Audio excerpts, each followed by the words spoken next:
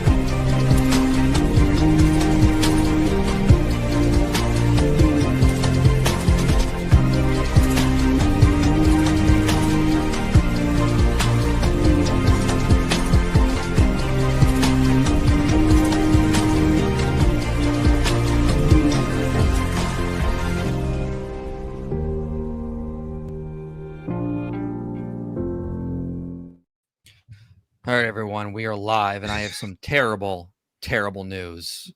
Yesterday on the stream, I said if we got a $2,000 donation, I would play Minecraft, thinking no one would waste that kind of money. No, but someone did. So now we have to play Minecraft on a stream in the future soon. Yeah. So I have very bad news I wanted to report. Just let everybody know that happened. Somebody gave you a $2,000. Listen, Joel, I'm very appreciative of that donation. Okay, I'm so appreciative. Joel, the story's a little bit cooler than that. Okay, Mike's neglecting to give the context of the donation, because on the message it was actually pretty cool, because the person said that they said to themselves for a really long time that they were actually going to give 2,000 to Inspiring Philosophy, but they just put it up for a really long time, and then lately they started feeling convicted over it, and then just casually yesterday, what Mike thought was a random number to them was a confirmation that they need to do this. And so I thought that was pretty cool. I thought that was pretty cool. That is cool. Yeah, thanks God. I'm so happy. I'm so happy about this. So listen, we can't do it next week. I'm busy. I will be in Vegas, and I've got other weeks probably. Maybe in 2 weeks. We'll try it for 15th, maybe 17th. If not, just you got to give me some time to process this thing that I now have to do, because I'm cranky and old and I'm upset. But anyway, grumpy Mike. I'll say this too really quickly. We have an Inspiring Philosophy Minecraft server that I play on it with our community on Discord and with our financial supporters too. So we're going to stream when we do this stream. Mike and I will be on that server. If you want to be part of that, join the Discord server and start playing Minecraft on our server and start preparing for this day. Yeah. Are you talking so to me anyway, people? Joel, if you want to join, please do. Yeah, Joel can join me. No. Yeah, never played Minecraft. Maybe if my kids want to. But we are joined today with Joel Kareko. Peace be upon him. Very happy that he's here today. How are you doing today, Joel Kareko? Yeah, no idea what that guy's saying except for Salam. They're saying basically it's the Muslim peace and blessings be upon you. They say it after Muhammad. But I got it, and I decided every time I say Joel, I would play that so that we have peace is and that blessings upon you. super offensive? Do they ever say that for other people? They'll say it for the prophets, like Jesus as well. Yeah, don't put me on any of that level. I ain't that great. Hi everyone. Don't worry, Don't worry, Joel. I won't keep doing it. Gosh, yeah, things that they don't tell me before I come on a stream. Hey, well, don't lump me. You know, you just use the word they. I'm not part of this, man. I'm lumping you in. So, all right, today we're responding to Dan McClellan again. Well, he had it coming because I said in the past that he ever mentions me, he's gonna get 2 responses, and he mentioned me on a podcast by like the New Evangelicals, and I was like, oh, okay. So now he's get 2 responses. I already did one. Dan Wallace. This is now the second one. I've just been saving it for a good stream, and then he went on Alex O'Connor's channel, and I was like, oh, perfect. This will be perfect for that. So yeah, that's what he gets for mentioning me again, and you know. He wants it. That's what we're going to do. So, yeah. So, welcome, Joel. We're going to be looking at a really interesting video that got pretty popular. Happy you're here. Joel is a Old Testament scholar, specializes in the Septuagint, and he's super smart. And he decided he was going to prepare light for this stream, which means he prepared 55 pages of notes. Light. Yeah. We had a discussion before. I was like, oh, sorry, Mike. I couldn't get a lot done. And Mike's, you did 55 pages. Yeah. Yeah, that's not a lot. You need more for this. Yeah. As Muhammad Ajab everybody, says, set your expectations accordingly.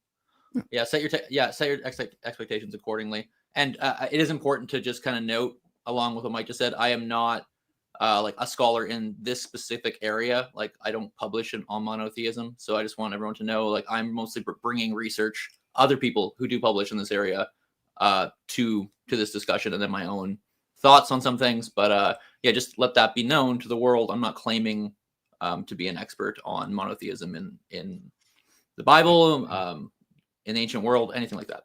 Research goes a very long way. See, a little bit of research goes a very long way. Yeah. Very important. Yes, absolutely. So get to some super chats, and then we'll dive into the video. When do y'all think Genesis 1-11 was written? With all the apparent Babylonian polemics, it seems like it was during the Babylonian exile. Joel? Yeah, I kind of remain agnostic. I said your name again. Oh, so stop it. That's annoying. That's really annoying. Stop it. All right. Again, I'm pretty agnostic on a lot of dating things for when it comes to dating in the Old Testament. It's really hard to determine.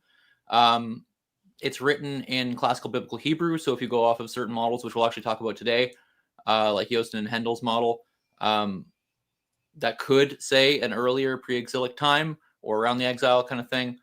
I don't think that we need to claim Mosaic authorship for everything in the Pentateuch or anything like that. So I just, and I believe that the Pentateuch is also supplemented over time.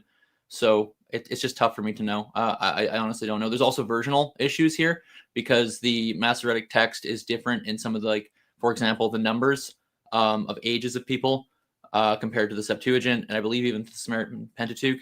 And so there's just questions about what's going on with this text. I know your guys' favorite streamer, Kip Davis, did a stream on the numbers, the ages of people, and how in the Masoretic text, at least, it seems to represent a Hellenistic milieu for how the numbers add up, based on, I think it's the Berosus Babylonica.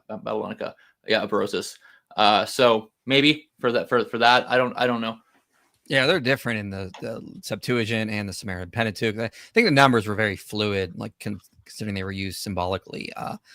I originally did date this to the Babylonian exile. I keep pushing it further back, especially one of the big reasons for me was the work of Benjamin Kilker. But I have a video on the channel I posted in March if anybody wants to watch that.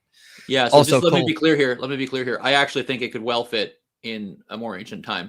I just don't know. I don't know what criteria we can really use to be sure about that kind of thing. So, and yes, I just often stay away from dating. Yeah.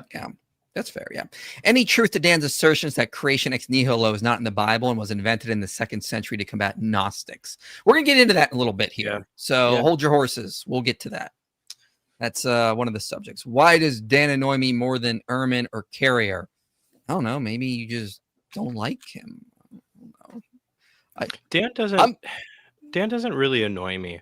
I get annoyed of some things he says. Like in this video, the thing that peeved me was just some of the framing of the discussion. Like you heard phrases, lots of phrases like, well, Christians just don't want to say this, or Christians don't want to admit this. And it's like, well, that's not entirely fair or honest. I felt like that annoyed me, but Dan himself, I annoy him. I've said before, like, I've met Dan at SBL. He doesn't drink, but he was at Scotch Night last year. He's like perfectly nice guy. Yeah. Like, I don't have. Yeah, seems nice, but he doesn't like me. I know that for a fact. That's why he has me blocked. And because I mentioned that podcast he was on, he said some very mean and incorrect things. But I mean, I was like, all right, whatever. This is just gossip. I don't think anyone likes you though, Michael. So it's like no one does. I'm horrible. it's so grumpy. Absolutely horrible. Yes, I'm very grumpy. Yes. DR says God called your bluff. IP. Yeah, well, fine. I'm so ready for Mike Craft stream. Glad somebody is. Knew it was going to happen. Well, at least you're not playing Fortnite. Don't give anyone any ideas, Gabriel. Dude, I'm don't not getting like Fortnite. I don't like Fortnite. We're gonna oof. All right, $10,000 for Fortnite. Okay, we're putting it high. Joel, when is that article coming out about the Sabbath? When cows and pigs fly. It's a great article. I'm gonna start my own publishing. So it is currently with another publisher, a journal, and I recently actually shortened it by 6,000 words to make it as concise and bare bones as possible. And so we'll see. Cool. All right, let's dive into this video here. So yeah, I will play what you guys have designated as time markers here, and then we'll stop it and we will respond. So everyone hang tight.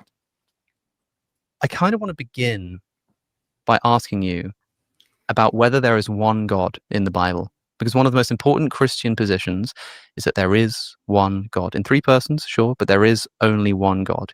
And if we turn to the very first book of the Old Testament, the book of Genesis, and we open it up and we read, we immediately run into something that's a little bit strange and suspicious. And anybody that I've told to read the Bible who has never really approached the text before, if they start with Genesis, one of the first questions they'll text me and ask me is, why does God say us instead of me? Mm-hmm.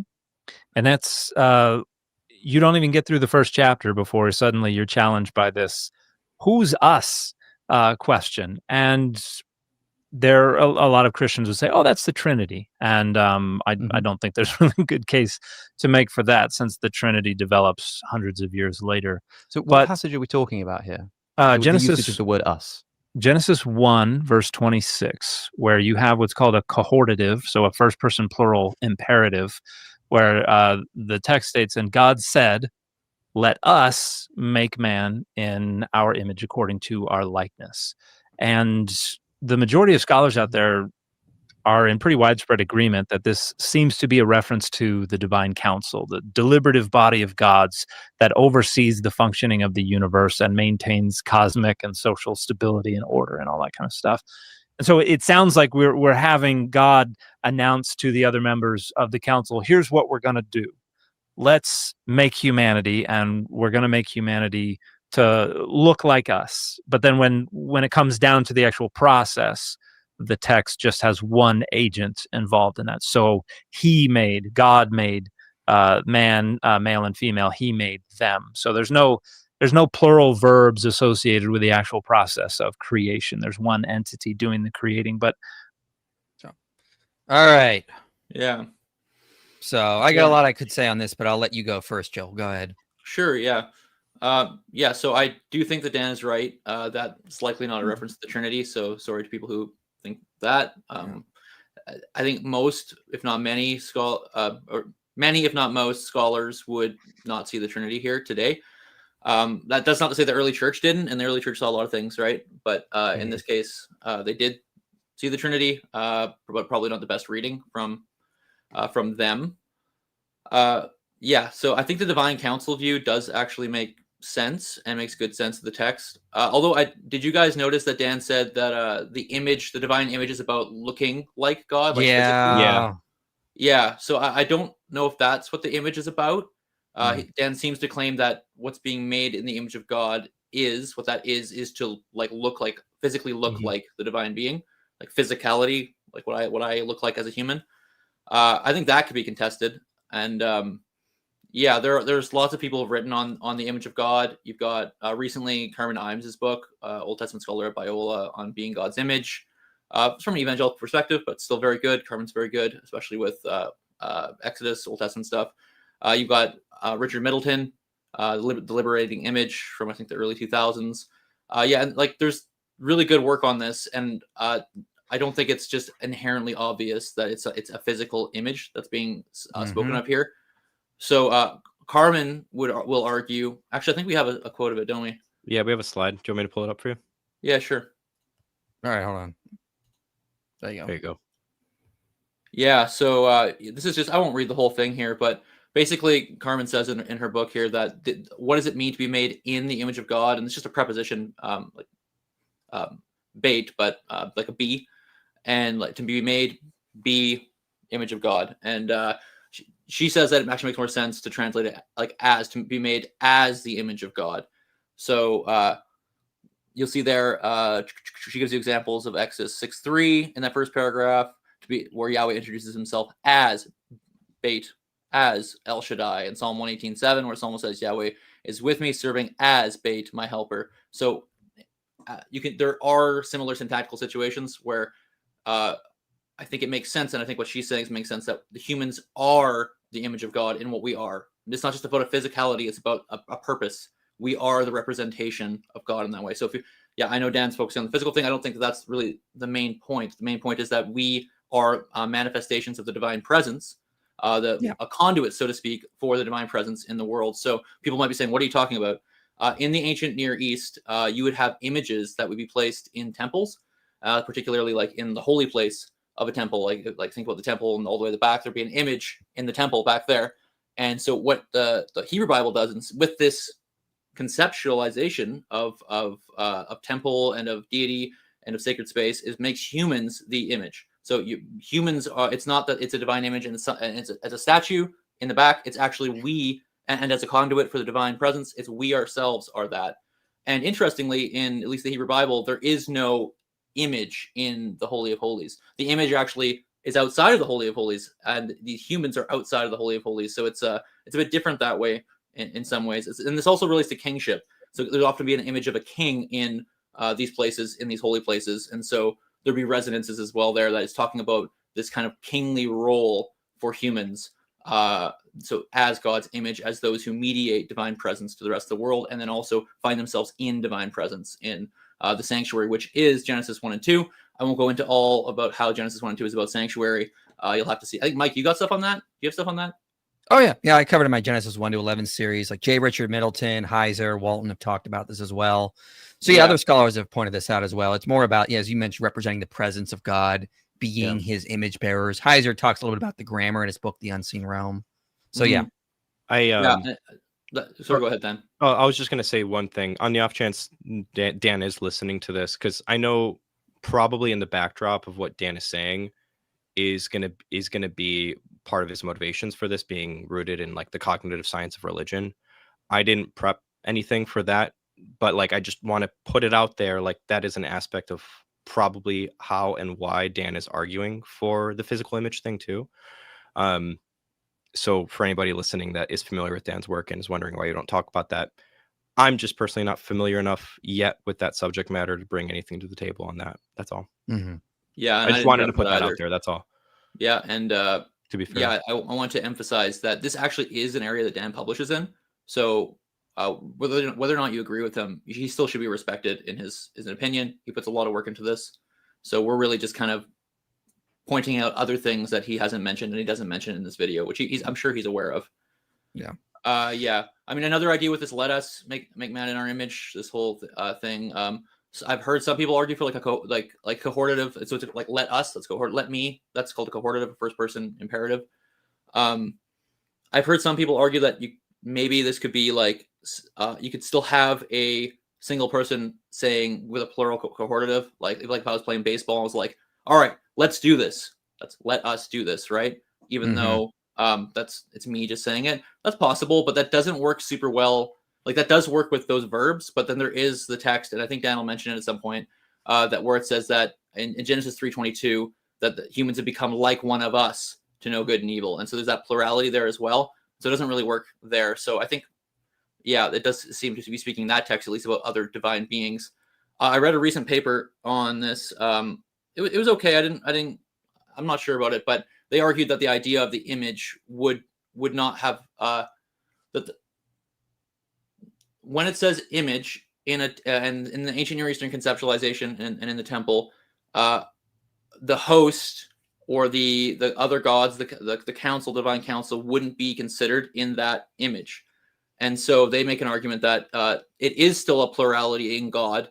I think they even go like a little bit more Christian with it, but they don't say it's like Trinitarianism, but rather they say that it's when it says that God, in the image of God, he created him, singular, male and female, he created them. And that's actually the plurality in God. And like, it's an idea. I'm not sure I'm fully on board with that. I do think the divine council view makes probably the most sense of the text. Some people even think that, like Richard Middleton, for example, argues that humans might even be made and angels might be made in the image of God as well. They are functioning as representatives, as conduits of divine presence. And Richard Middleton's awesome. He's been a good friend to me. He's a careful scholar. Could be that too. If people are wondering, how does that work with the council and humans being image? I would say one of my biggest gripes about this section is the terms are not defined. He just says, well, he's just like another God. And that I think that, I don't think it was intentional, but it gives this sort of implication that God is just sort of part of a pantheon for the writers of Genesis 1. And I don't think that's what's going on, because again, the word is Elohim, and that has a much broader meaning in Hebrew than our English word for God. So it just gives the wrong impression to the audience that, oh, they had this pantheon outlook when they're thinking of God, and he's just another member of the council. No. It seems as though the biblical authors are very much like, there's a divine council theology, but God is like the head of the council. The other members are not like the way Zeus would view like Athena, like another member that he needs input from. Like, it just seems like that was just brushed over way too fast in this, and nothing was really defined properly. I don't know if Dan would hold that. I mean, I think he'll get into it more. I think he would just posit that there's an earlier hierarchy, and that that like Yahweh essentially ascends up the hierarchy. So maybe like originally was under El as one of the sons of God, that might become a high God. Like, there could be these kind of fluctations going on. So I think he would acknowledge that. I don't think it was intentional. In Genesis 1, I think you probably say that Yahweh is kind of like high God figure, and these are not co-equals with him. I don't think it was intentional. I just think we need to be careful, because it's definitely going to give the wrong impression. Joel, do you agree with Heiser when he says the best way to understand the term Elohim in the Hebrew Bible is like a place of residence term? Like how he for instance, he points out to 1 Samuel 28:13, where the deceased Samuel, for instance, is called an Elohim. But like, clearly Samuel's not a god in the sense of like either a creator deity, like in a monotheistic way, or in like a pantheon way of thinking this either, right? Would you agree or disagree, or do you think nuance with the idea that Elohim is a place of residence term rather than like within the divine realm? Within, yeah. I don't know. I have to think more about it. I honestly don't know. I think it's a broader term than we say God, and we have a particular conception, and I think it's much broader. Deity is much broader in the ancient world. Mike's point about defining terms just made me think about that. Let's play the next clip and then keep rolling. But these other gods of the divine council pop up a handful of times in what we know as the primeval history, Genesis 1 through 11. So it's not just in Genesis 1. You can then go to Genesis 6. We have the B'nai Elohim, the children of God, who come down and have children with human women. And B'nai Elohim, children of God, is a phrase that we find in other Northwest Semitic literature that refers to the other members of the divine council, the second tier of the pantheon, which is generally considered to comprise the offspring of the high deity and the high deity's consort. And so they're mentioned in a handful of places. The sons of God are mentioned in Job. They're mentioned in Job 1 and Job 2, and then in, I think, Job 36, somewhere around there. We have them mentioned in Deuteronomy 32:8, where it says, Elyon, the Most High, distributed the nations according to the number of the B'nai Elohim, the children of God. And then it says that Adonai's portion, the God of Israel's inheritance, share of the inheritance, was the nation of Israel. And so we even have in Genesis, we have another cohortative, another first-person plural command in Genesis 11, the story of the Tower of Babel. God is like, what's going on? They're doing something. They're like little ants doing something. And then so God says, let us go down and see what they're doing down there. So there are a variety of ways that the early Israelite notion of the hierarchy in the heavens, the pantheon, kind of shines through. All right. So again, the whole pantheon language, again, I don't think it really represents and maps onto the Israelite religion very well. But what are your thoughts? Yeah, well, I mean, it does. That is, he's right. The B'nai Elohim is a term for divine council in ancient Near Eastern literature. For sure. Yeah. It does appear it might function. Does appear to function that way in the Hebrew Bible. Does it always refer to the divine council, or at least however we want to describe this?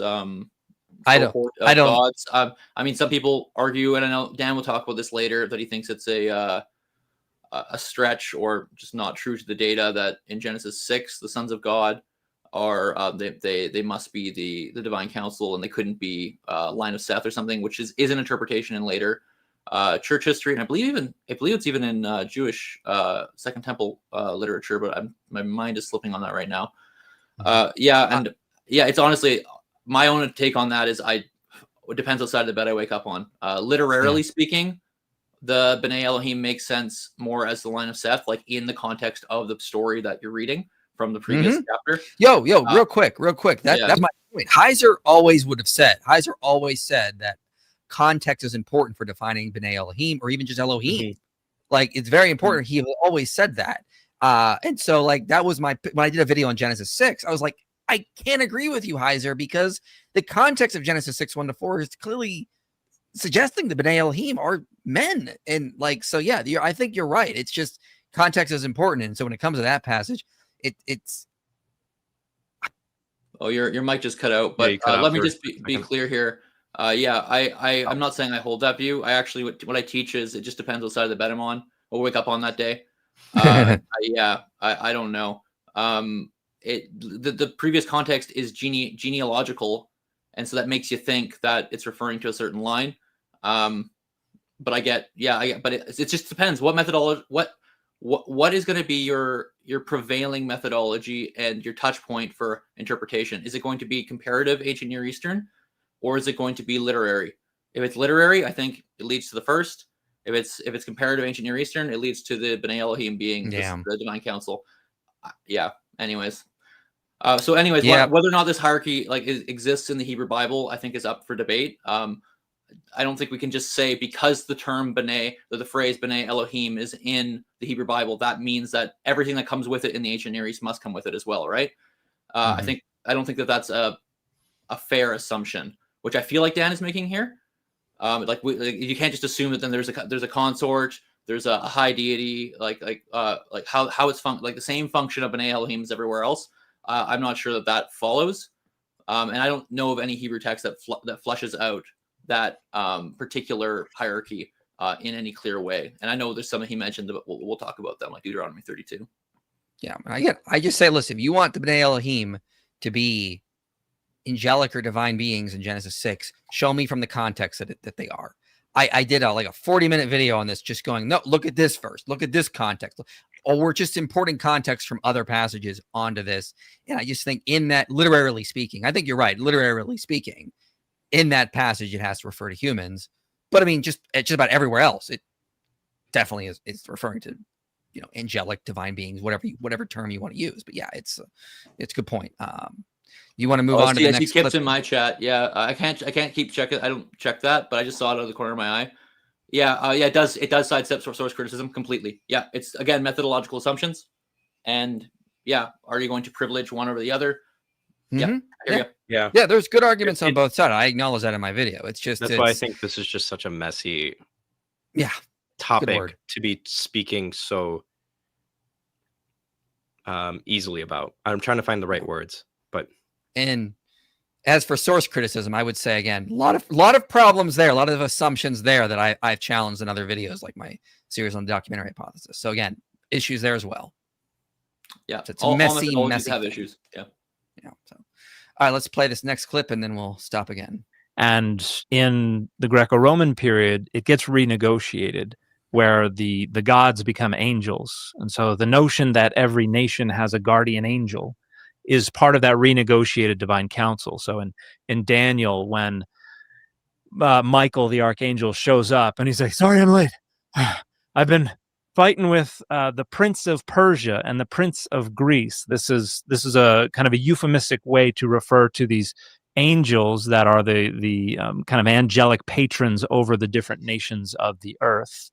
And in the earlier periods, Adonai is the patron deity over Israel, and every other nation has its own patron deity. And these patron deities don't really go away. They just get renegotiated. They get kind of rhetorically squished down into angelic status using Ugaritic literature, Mesopotamian literature, other literature that we can analyze comparatively. We can kind of reconstruct an idea that in the earliest period, Israel had a pantheon that was much like those of surrounding nations, where there was a high deity and that deity's consort or partner at the top. Their children comprised the second tier of deities, and then the bottom tier would have been the servile deities, primarily messenger, but other types of deities. And then some scholars posit a tier between the second and the third of craftsperson deities, where people who are in charge of building palaces and creating weapons and all that kind of stuff. So you have either a 3 or a 4 tier pantheon. And in the Hebrew Bible, you see some of these other members of this pantheon, like Asherah, as the consort of the high deity. And then the second tier deities, the B'nai Elohim, they bubble to the surface in a variety of different places. But then B'nai Elohim, by the way, meaning sons of God, Sons literally of sons God. of God. Yeah. Or children of God, offspring of God. All right. Yeah, this was, I think, Than, you probably have something to say here too, but defining terms, I think, was, and like, Yeah. the full-on Yeah. claim being made here, because like, what does he mean by patron deity? What does he mean by angelic status? Is he, because he spoke in very broad terms, as in like, this is what happens. But I don't think that that's like across the board happening. Like, there are plenty of texts and groups that refer to gods. Jewish groups refer to gods in the first century. So it's not like this is just a monolithic movement, right? So I think he's saying maybe he was trying to say some texts. Yeah, would that make more sense? And Yeah. he didn't really define also what like a patron deity is. Like, in what way is it categorized as deity, not as deity? Yeah, I'm not quite sure. The taxonomies there were a bit confusing to me, and how far stretching his claim was for everything, all the B'nai Elohim becoming angelic. Yeah. I'm not sure about that. I think the real question that he's trying to ask is whether or not the gods were equal to Yahweh, or this hierarchy existed in the Old Testament, or in the Old Testament, or at an earlier time in Israelite religion, right? Yeah, so he talks about Yahweh having a consort in Asherah. I think you guys would agree there were certainly Israelites who thought that. Like, that does seem to be like, why would the prophets be railing against that if that weren't the case, right? Yeah, so I don't think anyone's doubting that. Yeah, there were obviously these other forms or other ways of doing Yahwistic religion. I think really the question that everyone, or at least I'm usually interested in, is whether the Hebrew Bible assumes these views, or like assumes them as normative, or like what part the authors approved or assumed, right? That's actually the question we're asking, because no one's doubting that this stuff is happening. But is the Hebrew Bible actually kind of affirming this, right? Tacitly or blatantly? Well, that's the point I had issue with. He just sort of just says that really quickly. Oh yeah, Asherah was the consort. Well, not according to the biblical text. It's a different theology. He's equivocating. He's equating broader Israelite beliefs with the actual biblical corpus. The biblical corpus is oftentimes speaking against that idea. So Asherah is not a consort according to any biblical author's worldview, as far as we can tell. Now, of course, they say, well, maybe those earlier layers, maybe they are, but the biblical corpus we have now doesn't show that. So for him to just sort of say that, it just, maybe he misspoke, maybe he assumed too much, but that is definitely not in the biblical corpus. There is no consort of Yahweh there. Yeah, to be fair to him, maybe he was just talking about what his hypothetical reconstruction of earlier Israelite religion, and not in relation to the Hebrew Bible. I don't know if he mentioned the Hebrew Bible specifically there, which is fine. To be clear, Dan, in his like scholarly work that I've read so far, that like defines deity, he defines his terms here. My issue is just when you go on to a podcast like this and you don't define the terms, now you're left with an audience that doesn't know how to truly understand what you're saying. Because Yeah. there's a few different ways that you can understand what Dan is saying here, independent of having read his work. For instance, when he says these were demoted or renegotiated, am I to understand this ontologically, functionally, hierarchically, like socially? In what ways were they renegotiated from something to something else? If Dan's going to say it's ontological, well, that's just going to necessarily imply the antecedent was ontological, right? So it can't be that. It seems like it's going to have to be functional or something like that. Hence the patron deity to angel. But again, it's just more of the audience is left having to do a lot of work, or at the very least is left needing to just kind of assume through subtext what Dan is trying to say, which the subtext seems subversive to the Christian narrative, if that makes sense. Yeah. I'm not saying he's being dishonest here or anything No. like that either. That's not what I'm saying. It's just more of a, I wish he would have put it out a little bit clearer, I guess. Yeah, there's a lot of it's maybe just assumptions, things need defined. This is the Hey, anyway. I got a slide I can do on that though. Yeah, let's do it. Yeah, you want to share my screen? Sure, yeah. Yeah. We already talked about that. Yeah, so he does say, so we all heard him say that the idea demons, gods as demons, that's like becoming, I mean, maybe he would say it's only the B'nai Elohim are becoming angels or demons or something later on. But I think you could argue actually from the Old Testament and an earlier text in the Old Testament, at least I think, and I'm going to argue right now, that you have demons, you have gods being classified as demons in the Old Testament itself. And so here's Deuteronomy 32, which is an earlier text, I think, sometimes even claimed to be some of the earliest in the Old Testament. And so then if that's true and there are gods as demons and being classified as such on that level, then maybe this kind of thing did exist earlier on. And it's not just a flattening happening later. So if we take the usual gloss there, so that this is Deuteronomy 32:17, they sacrificed to the demons, the Shadim, not God, to gods whom they had not known, new gods who came from recent times, their ancestors had not known them. So that would put the gods in a lower category of divinity in an earlier period, probably before the exile. And so the Septuagint will also support that translation, as do the typical lexicons. So I've given you the lexicons here. We have on the right there, that's from BDB, which is one of the authoritative lexicons. It says apparently demon, so maybe they're giving a bit of a nod to not quite clear. And a loan word from Assyrian, a protecting spirit, sorry. But then you also have, here's hallowed. Sorry, it's very small for me to see, but I've highlighted there, demon, male or female. And then there's no doubt that shade or shadim is a loan word from Akkadian. Again, it is also used for a malevolent demon, particularly in the plural. And then down at the bottom, the rendering of the Septuagint daimonies mentioned in the introduction supports a translation of shadim in Deuteronomy 32. Sorry, it was a bunch of stuff in my way there. Yeah. So that's hallowed, also saying the Septuagint rendering here, and this understanding of the shadim as demons seems to make sense. So it's two lexicons, two authoritative lexicons, and then we can actually go the full, the trifecta. So this is Dictionary of Classical Hebrew by Klein's, where it says demon as well for shade. So that's three lexicons, the three most authoritative Hebrew Bible lexicons. So they sacrifice to the demons who are not God. So I think that's at least quite a bit of support. Now, of course, he could say, and he does say, I think later in this video, that the shadim are not to be translated as demons. But of course, he has to make that case then. And I'm the first guy to say we can let go of lexicons. Just make a case, and I'm sure Dan can make a case. Yeah. But at least as it stands, three of the most fundamental scholarly lexicons glosses as demons. So if that's the case, and then we can look here, I have actually I can go, man, I wasn't going full screen. what a noob. Yeah. So this is from Joosten and Hendel's work on I gotta close that chat at the bottom because I can see Kip keep commenting. Kip, you're being distracting. Focus, Joel. You're distracting me, Kip.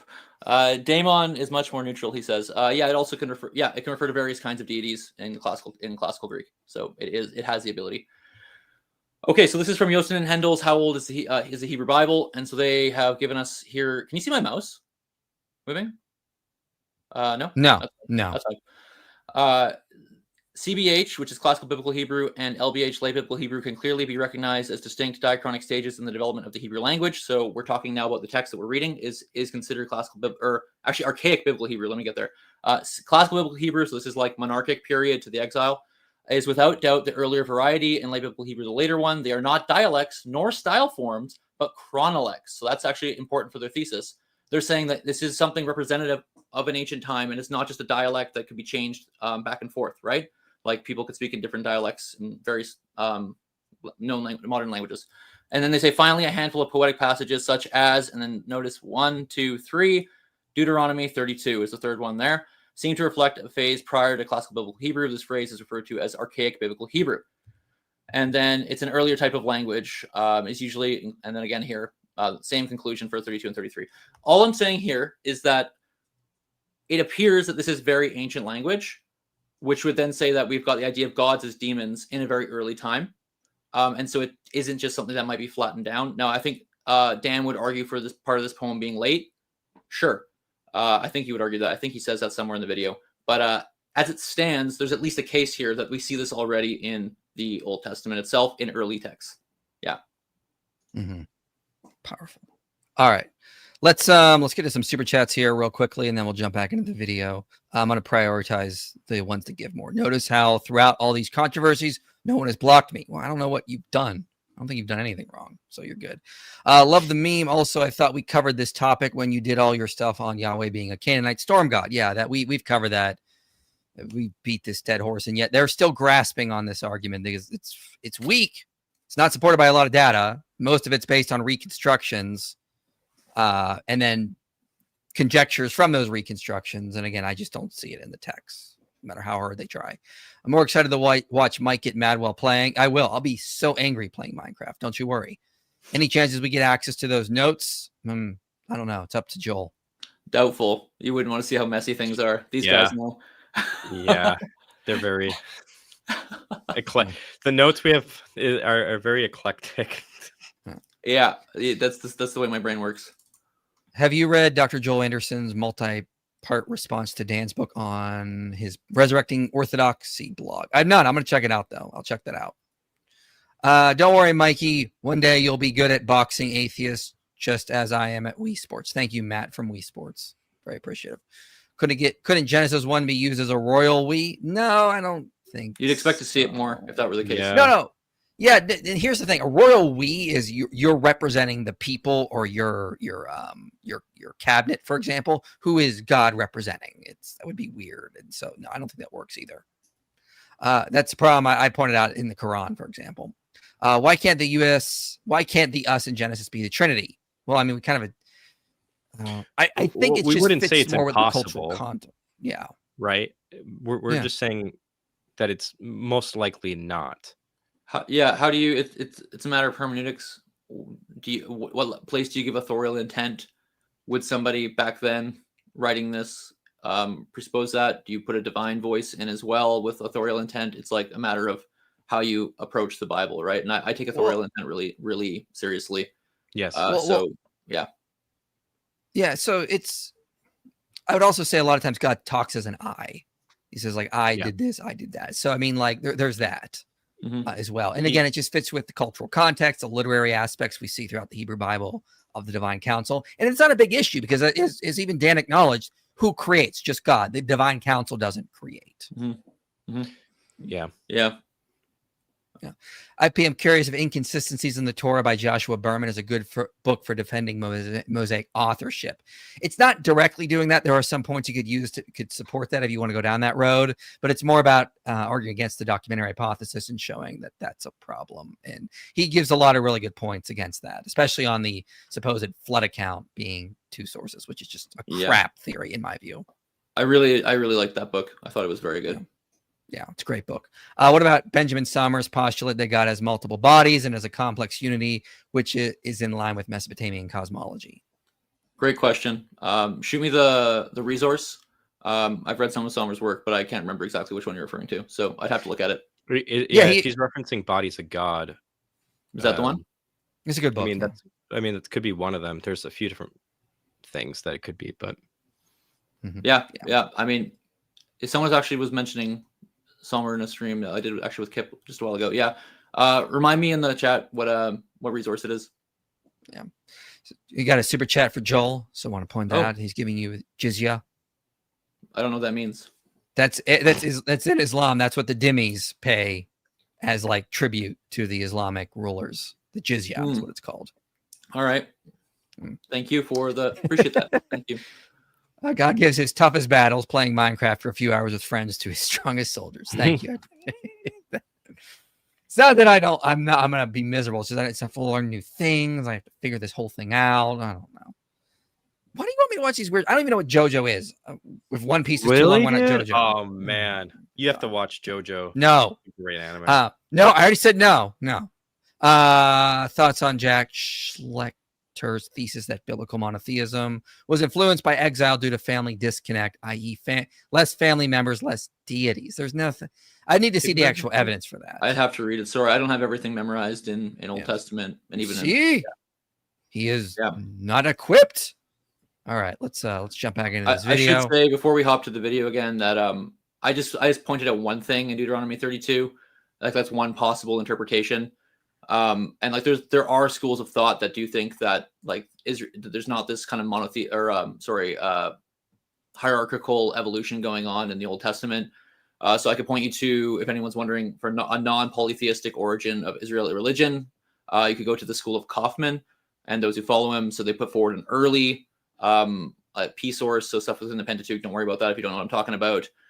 They also argued that early archaeological, onomastic, and cultic evidence suggests a break with polytheism in the early Iron Age, and that monotheism was early in Israel's history. So you can see 2017, we just mentioned Benjamin Salmer, Gindo, Shaubli, Kaufman, and the reinvention of Jewish scholarship. Kaufman and the reinvention of Jewish scholarship.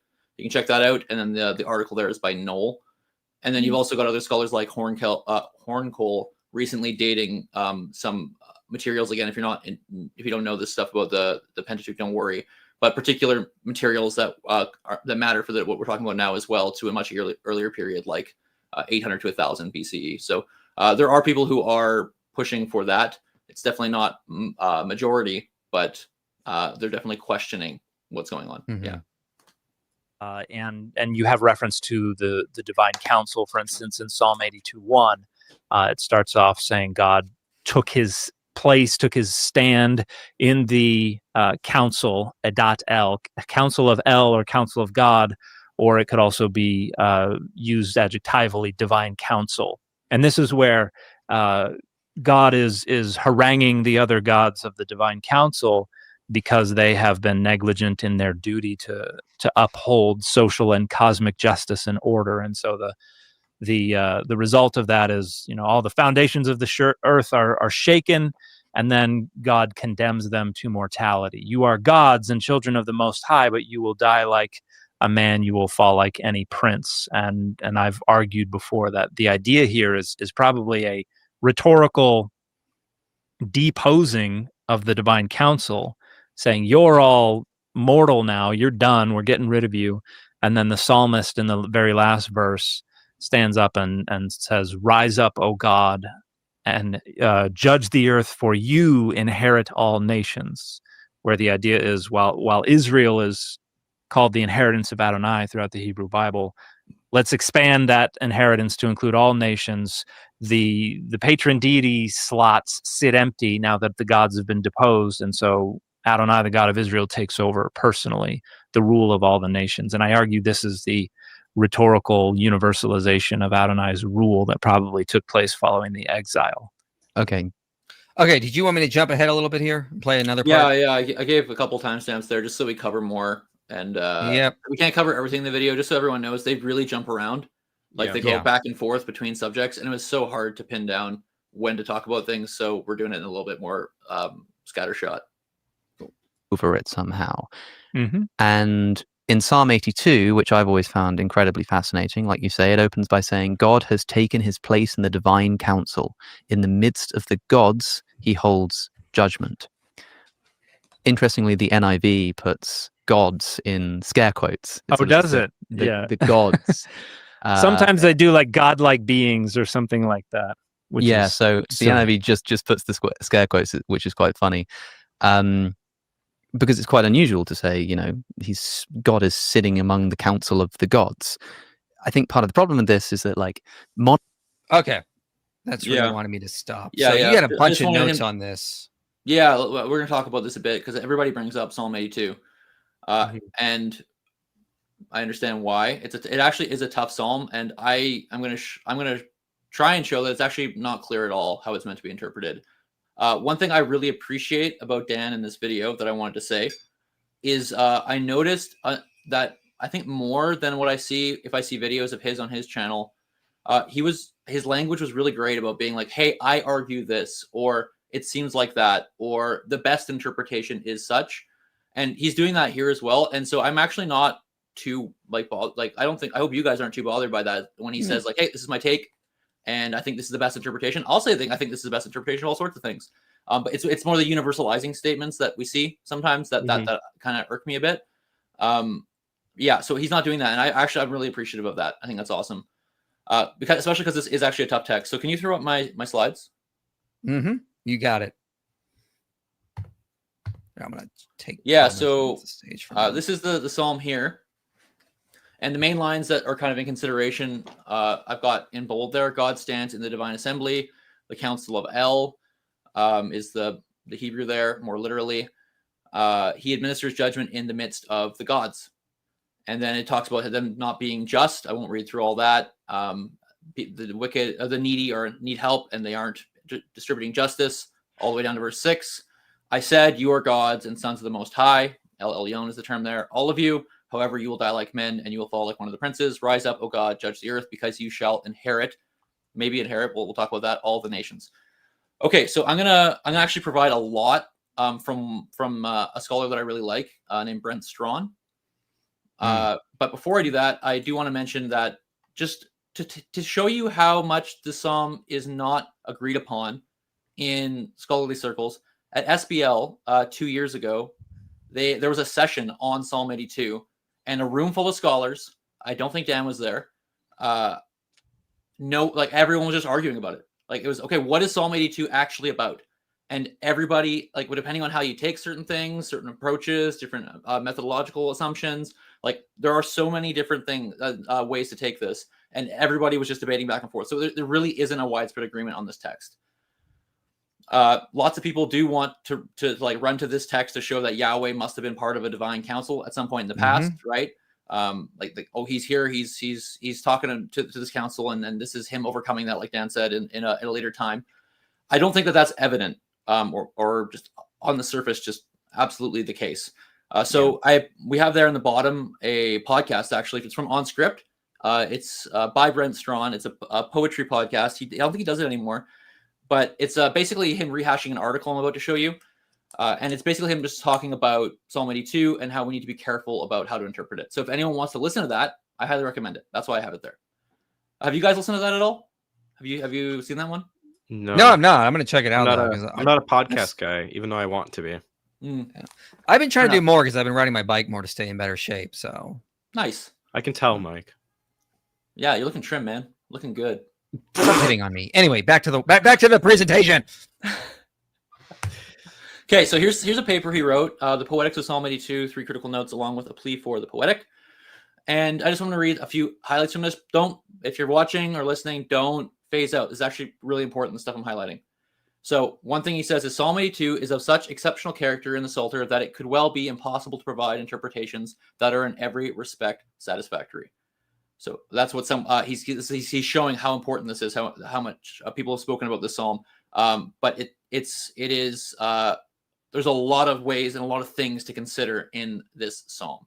What he's going to argue, that moving down the page here, is that many, if not most treatments of Psalm 82 have gone awry precisely in their underestimation of the psalm's nature as poetry.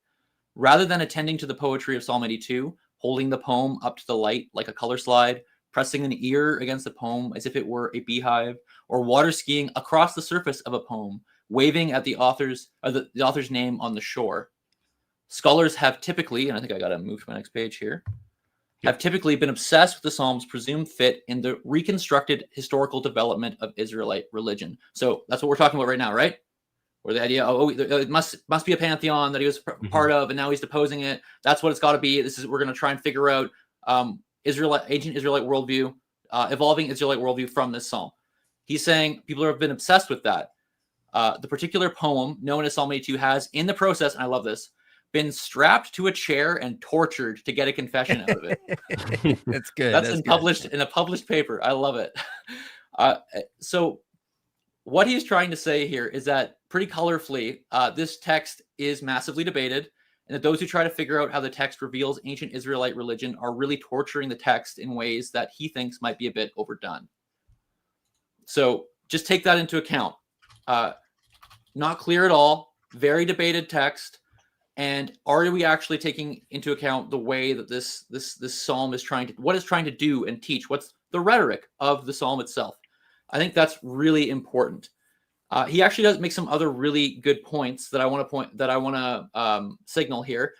And one of them is that it's possible this text is actually speaking about the creation of the sons of God, the creation of the gods. And so he argues that in this paper. So in verse 6, I'll move forward here. This is really overwhelming, but just look at the highlighted text. I'm going to blame Than for putting this together. I had no. If I didn't do this, we would have had 100 slides. This is true. 70. This is true. Yeah. So what he says, so instead of taking I said, which is the Hebrew there, as a statement indicating an interior mental state, then I propose that the clause is better understood as an instance of performative utterance, what speech act theory calls an illocutionary act. In illocutionary speech, the speaker creates in the act of speaking the state of affairs described in it. Examples include, I now pronounce you husband and wife, I hereby christen the ship, the Queen Anne, or even the various calls of an umpire or referee in a sporting contest. So basically what he's saying is, I'm just going to go back a slide here, is 2 slides, 3 slides, 4 slides. Oh my gosh. Yeah. I said you are gods. He's saying that's performative, that he's announcing them, he's creating them, he's announcing them into being. And so that's one of the arguments of his paper. And again, of course, he's not, he doesn't have a slam dunk or a smoking gun, but he makes his case. I'm not going to go through all his evidence. You can read the paper if you would like to. I highly recommend it, actually. But I'm moving into that middle slide now. Understanding Psalm 82:6 as a performative utterance means that when God said, you are gods, that very act made them gods.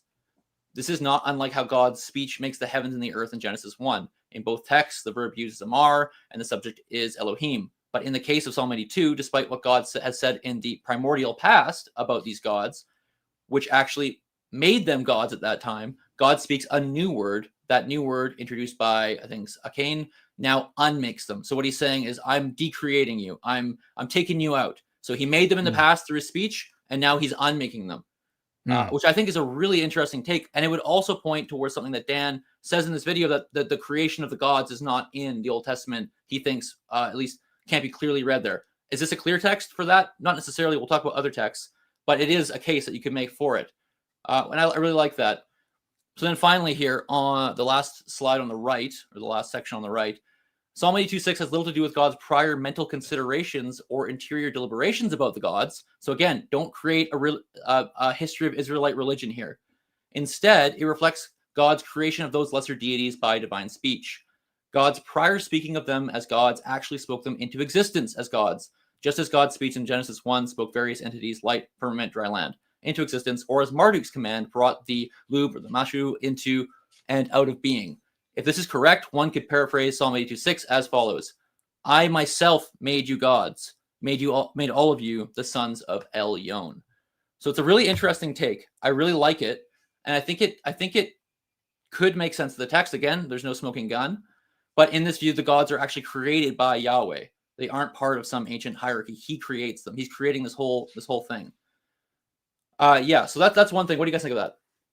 No, that's very interesting. I like that. I've never, again, I think he's absolutely right that people sort of torture this text to try to get confessions out of it when it's just so brief. There's no smoking gun for this evolutionary hypothesis that like Yahweh is being he's being elevated beyond what he has been in the past. That we're reading that into that text. And I think, as Heiser has pointed out, this is very consistent with his view that Yahweh was always just seen as El, the high God. And these are just, and again, I go back to this issue a lot, but again, we're equivocating on what the word Elohim means in Hebrew. It does not mean the same thing what we say today when we say God in English. And they're just throwing that term around a lot, and it's going to give the wrong impression. It's sort of assuming the view that they're trying to get to instead of actually arguing for it. Yeah, it's a broader term in the ancient world for sure. Yeah, and one other thing that Dan said in his take was that that Yahweh's finally going to inherit the nations, right? That's what he said at the end. Oh, he's going to do it. It's now his. Now that these patron deities are deposed. Yeah, that's one way to take that. But again, Strawn here actually challenges that reading, and so he says instead of surely you yourself will inherit the nations, the verb there could actually be taken as reapportion all the nations. So it doesn't necessarily mean to inherit as though he didn't have them before. He can apportion them as he sees fit. Is basically what he argues. That reminds me. Yeah, go ahead. That reminds me really quickly. Does he give the argument in this paper for that reading, or? Yeah, it's right here on the page. He goes. You'd have to just go through it. Okay. Yeah, he goes. It's based on how you understand the verb nachal, and he's going to take it as a hifil instead of a kal. Yeah. And that word, we talked about this, I think, one time in a prior stream, Joel, on my channel. The word inheritance in Hebrew, that doesn't mean that he's got to receive it from some other god. Like go Deuteronomy 4. There's a place in Judges as well that I remember bringing up that like inheritance is not something that you have to get from someone else, like another high god or something. It's something you can just take. Yeah, so, I think we did talk about that in private. I think I have a slide on it later. I don't know how much I cover it, but yeah, the idea that an inheritance has to be given, I don't think is necessarily the case. We can talk about that a bit later. Yeah, for sure. Anyways, so basically, if I just skip through his argument here and to the last highlighted place there, he says it makes little sense to say that God will inherit the nations, simple Cal, as if the God who judges the other gods in Psalm 82 does not already oversee or have responsibility for them. Clearly, the God who stands in the divine council and who judges the gods already has such power and authority. That is why this God can judge the gods in the first place. So I think he's making more sense contextually of it, and that it's not about Yahweh inheriting the nations, but reapportioning. And then finally, and we are getting through this article. I understand everybody's like, ugh, so many pages of stuff, but it's important. So I'm gonna just quickly do this here, and I think this is actually the most important part. So if you've been zoning out, this is actually very important. So he's going to conclude that we need to return to the genre of the text, which is poetry. Poems are not meant to be historical catalogs. That's what he's basically going to argue, that this is a poem, so take it as a poem and what it's trying to do as a poem. You shouldn't just assume what this author is saying or the scene the author is making is somehow a statement about reality as they think it is. So, for example, I'll give you an example before I read his work here. If I were to stand up on stage in front of Christians and dramatically say, Jesus stands among the gods of India and proclaims that he is Lord and that sacrificial love is the way of the divine. Do you guys think by my statement that you can confirm that I think the gods of India exist as such? Nope. Do I think they exist? No.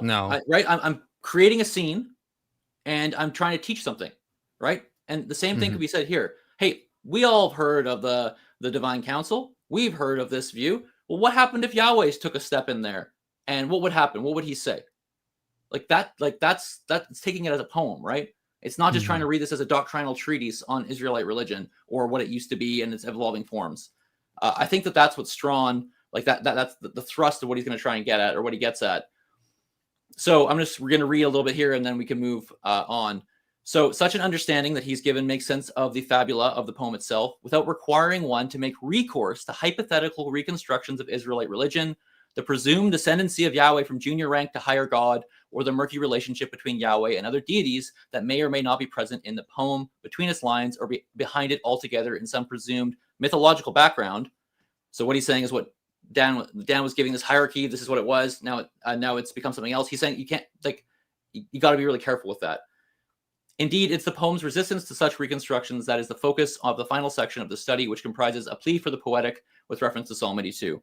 And so he moves on then. You see in the second highlight there, The history of scholarship on Psalm 82 unfortunately shows that biblical critics have often been too quick to rob the psalm of precisely these poetic aspects.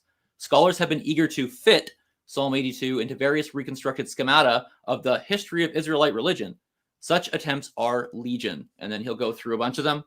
And then finally, so while the Psalm's subject matter and poetic form may invite interpretations of the religio-historical reconstructive variety, these very same things do not, in fact, require that kind of interpretation.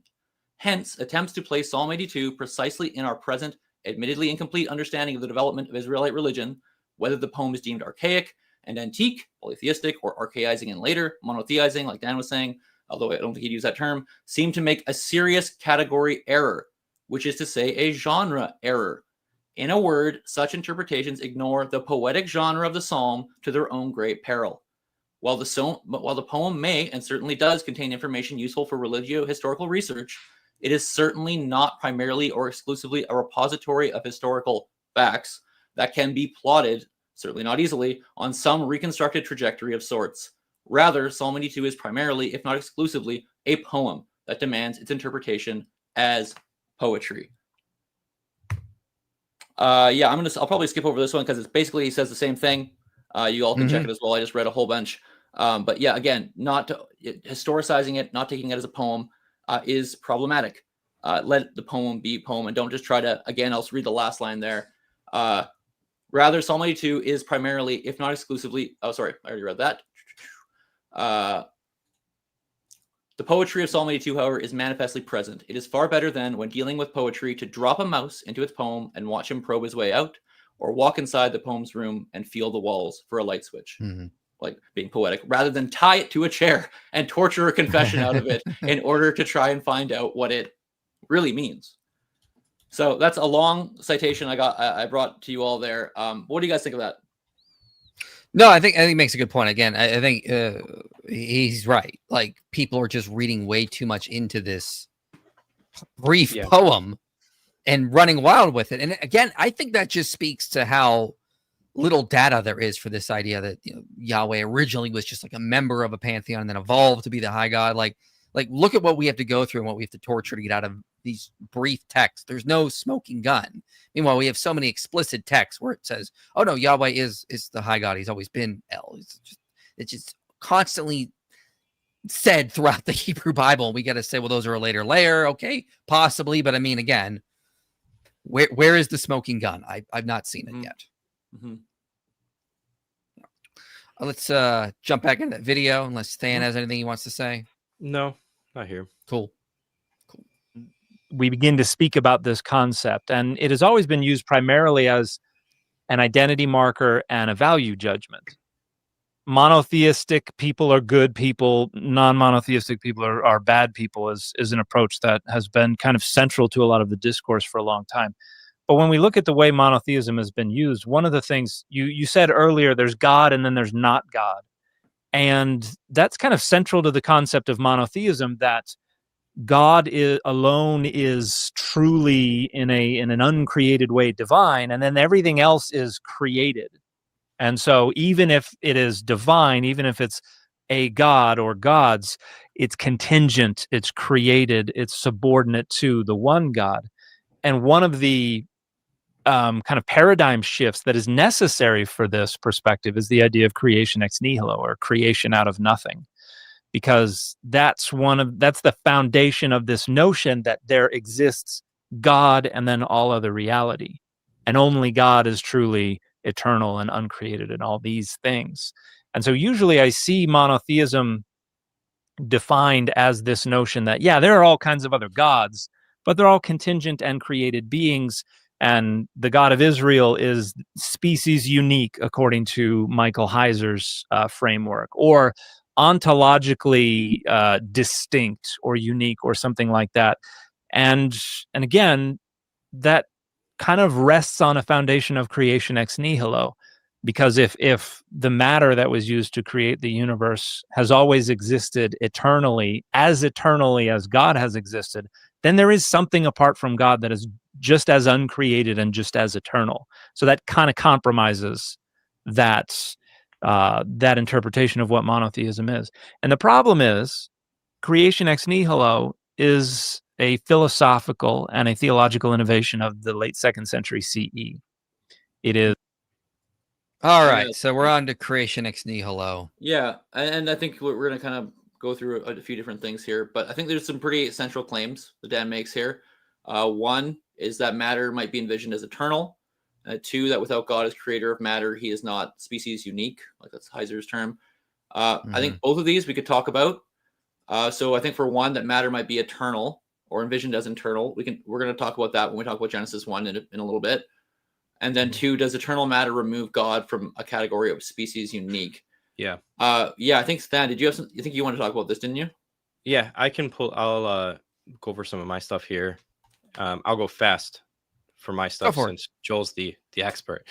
So Dan says a lot of stuff, and if this feels like a mishmash, it's just because there's so many things that's being said that it's hard to figure out where to start. So we'll start here, because Dan says basically that creatio ex nihilo, which is acronym EN or CEN. If you see that, that's what it means. Why think that Yahweh being species unique needs creatio ex nihilo? I think the issue with this can be broken down into biblical reasons and philosophical issues.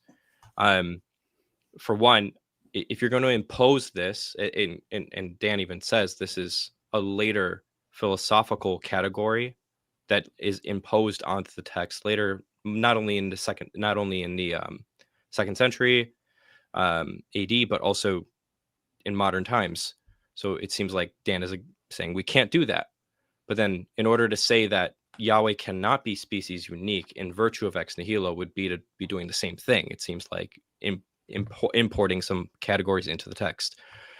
And I don't think that works, because when you look at the way that the Hebrew Bible emphasizes Yahweh's supremacy, self-existence, all this other stuff, it's always in virtue of comparability, incomparability, stuff like this.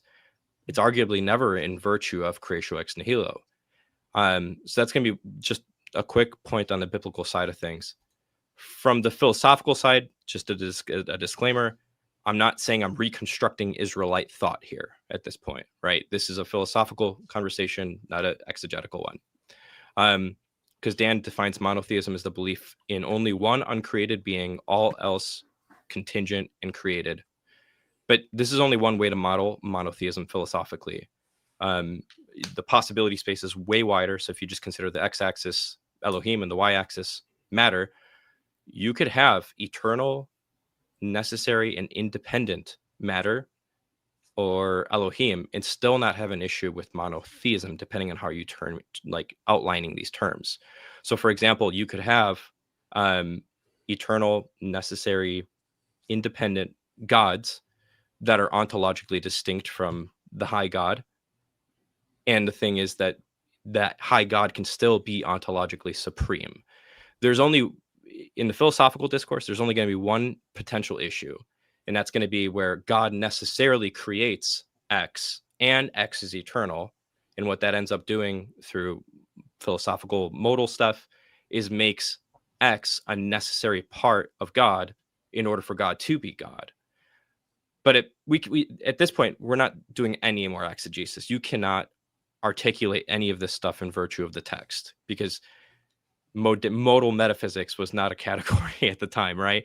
So at best, we're just debating ex nihilo versus ex materia, but that debate's not going to tell you much about monotheism as understood in the philosophical sense today, and we can't debate that exegetically speaking. So you can be a monotheist and believe the stuff that Dan is saying in the minimal sense here. As far as it coming out in the 2nd century, but just to be clear, just to be clear what you're saying there at that last point.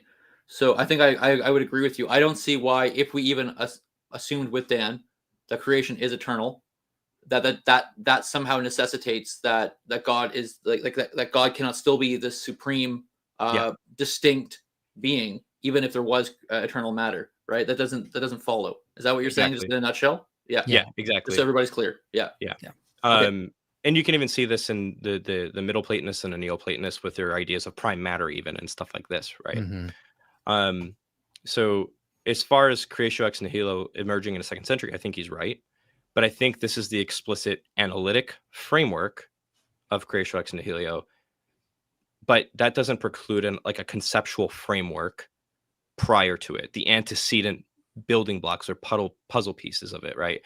And as an example, right, my son understands different virtues, but those are conceptual frameworks or puzzle pieces of a broader, bigger analytical framework that he doesn't have yet, which is virtue ethics, right?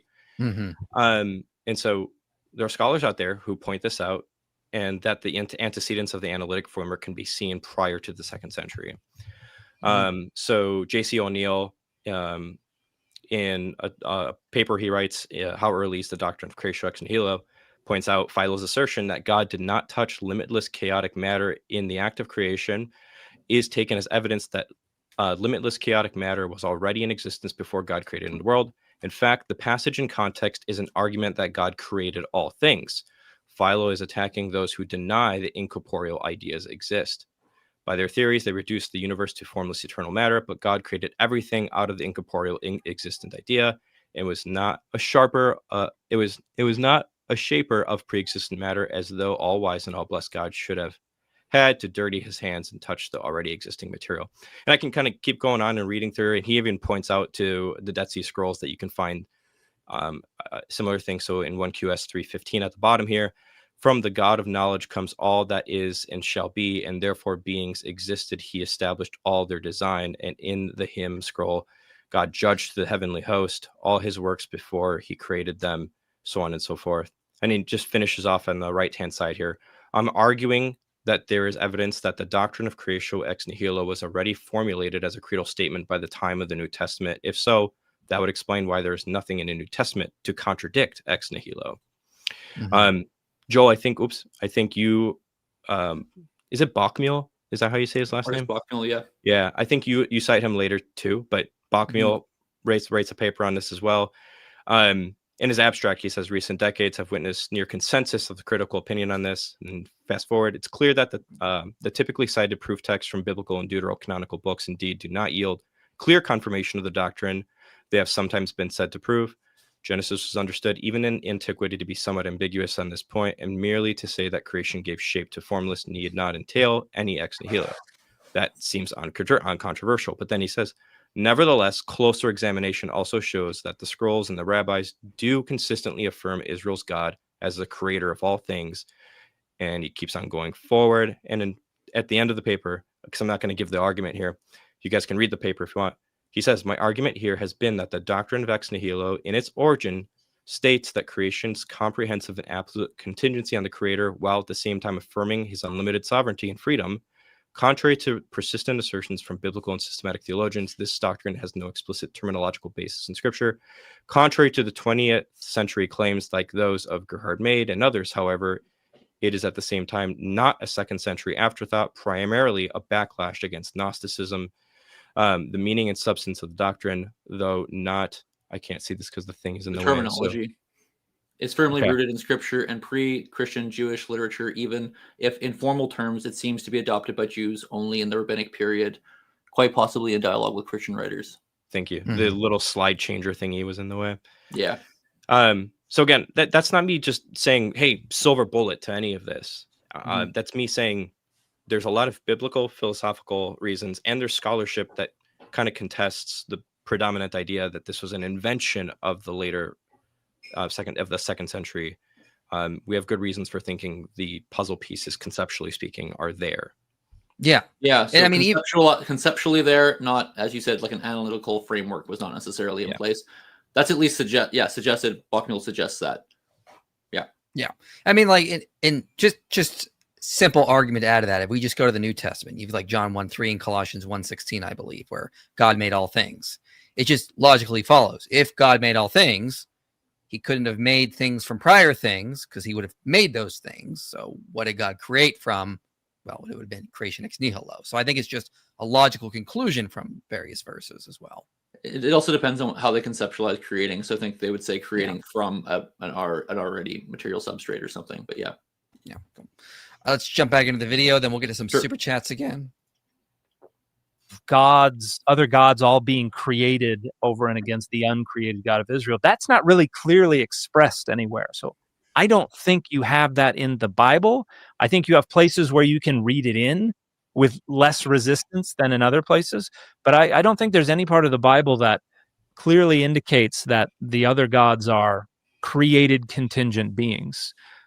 Because even if you have the idea that God created the other gods, you have that in Mesopotamia. You have that in Egypt. The great Cairo hymn of praise to Amun-Re praises Amun as the creator of all that exists, the creator of all the gods, and all existence bows down to Amun-Re, who's the Lord of eternity. And like that's even more emphatically monotheistic rhetoric than what we find in the Bible, if we're going to call that monotheistic rhetoric. So, Okay. Yeah. So he's basically just quickly here. He's saying the gods aren't clearly created in the Hebrew Bible. He does say other ancient Near Eastern sources say that there is a high god creating other gods. So it's not like it's impossible or something that might not even be it might even be assumed. I mean, we already talked about Psalm 82 as a possibility with Strong's interpretation. Can you throw my slides up? There's just a couple texts, and I imagine Dan would contest these, but just so that people are aware, just really quickly. That's all yours. Don't worry about it. I'll go through it. Yeah. So like here, for example, we've got now I know it says angels, praise him, all his angels, praise him, all his hosts. And typically angels are associated with stars in the ancient world. They're often associated divine beings with the stars. You got verse 3 there as well, praise him, all stars of light. And then in verse 5, because he commanded and they were created. So this idea of the hosts, the stars, the angels, and now of course you could say, this is a later text with a lower view or whatever. But at least this here is saying that these were all created, the stars, these divine emissaries, and he put them in place forever and ever by a decree that will not pass away. So there's one. This one's a little bit more pointed. You alone have made the heavens and the heaven of heavens and all of their all of their army. The army of the heavens worship you.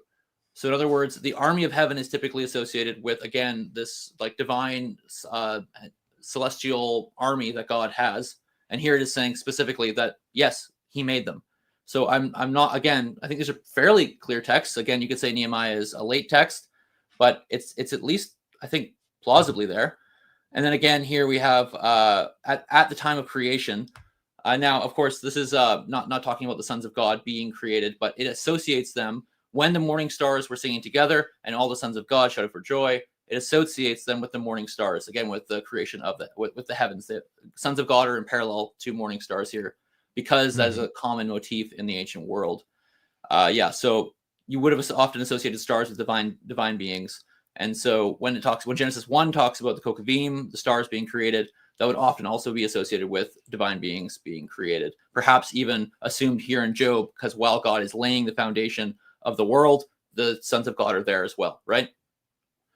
It's possible. Yeah. Okay. That's all I want to say about that.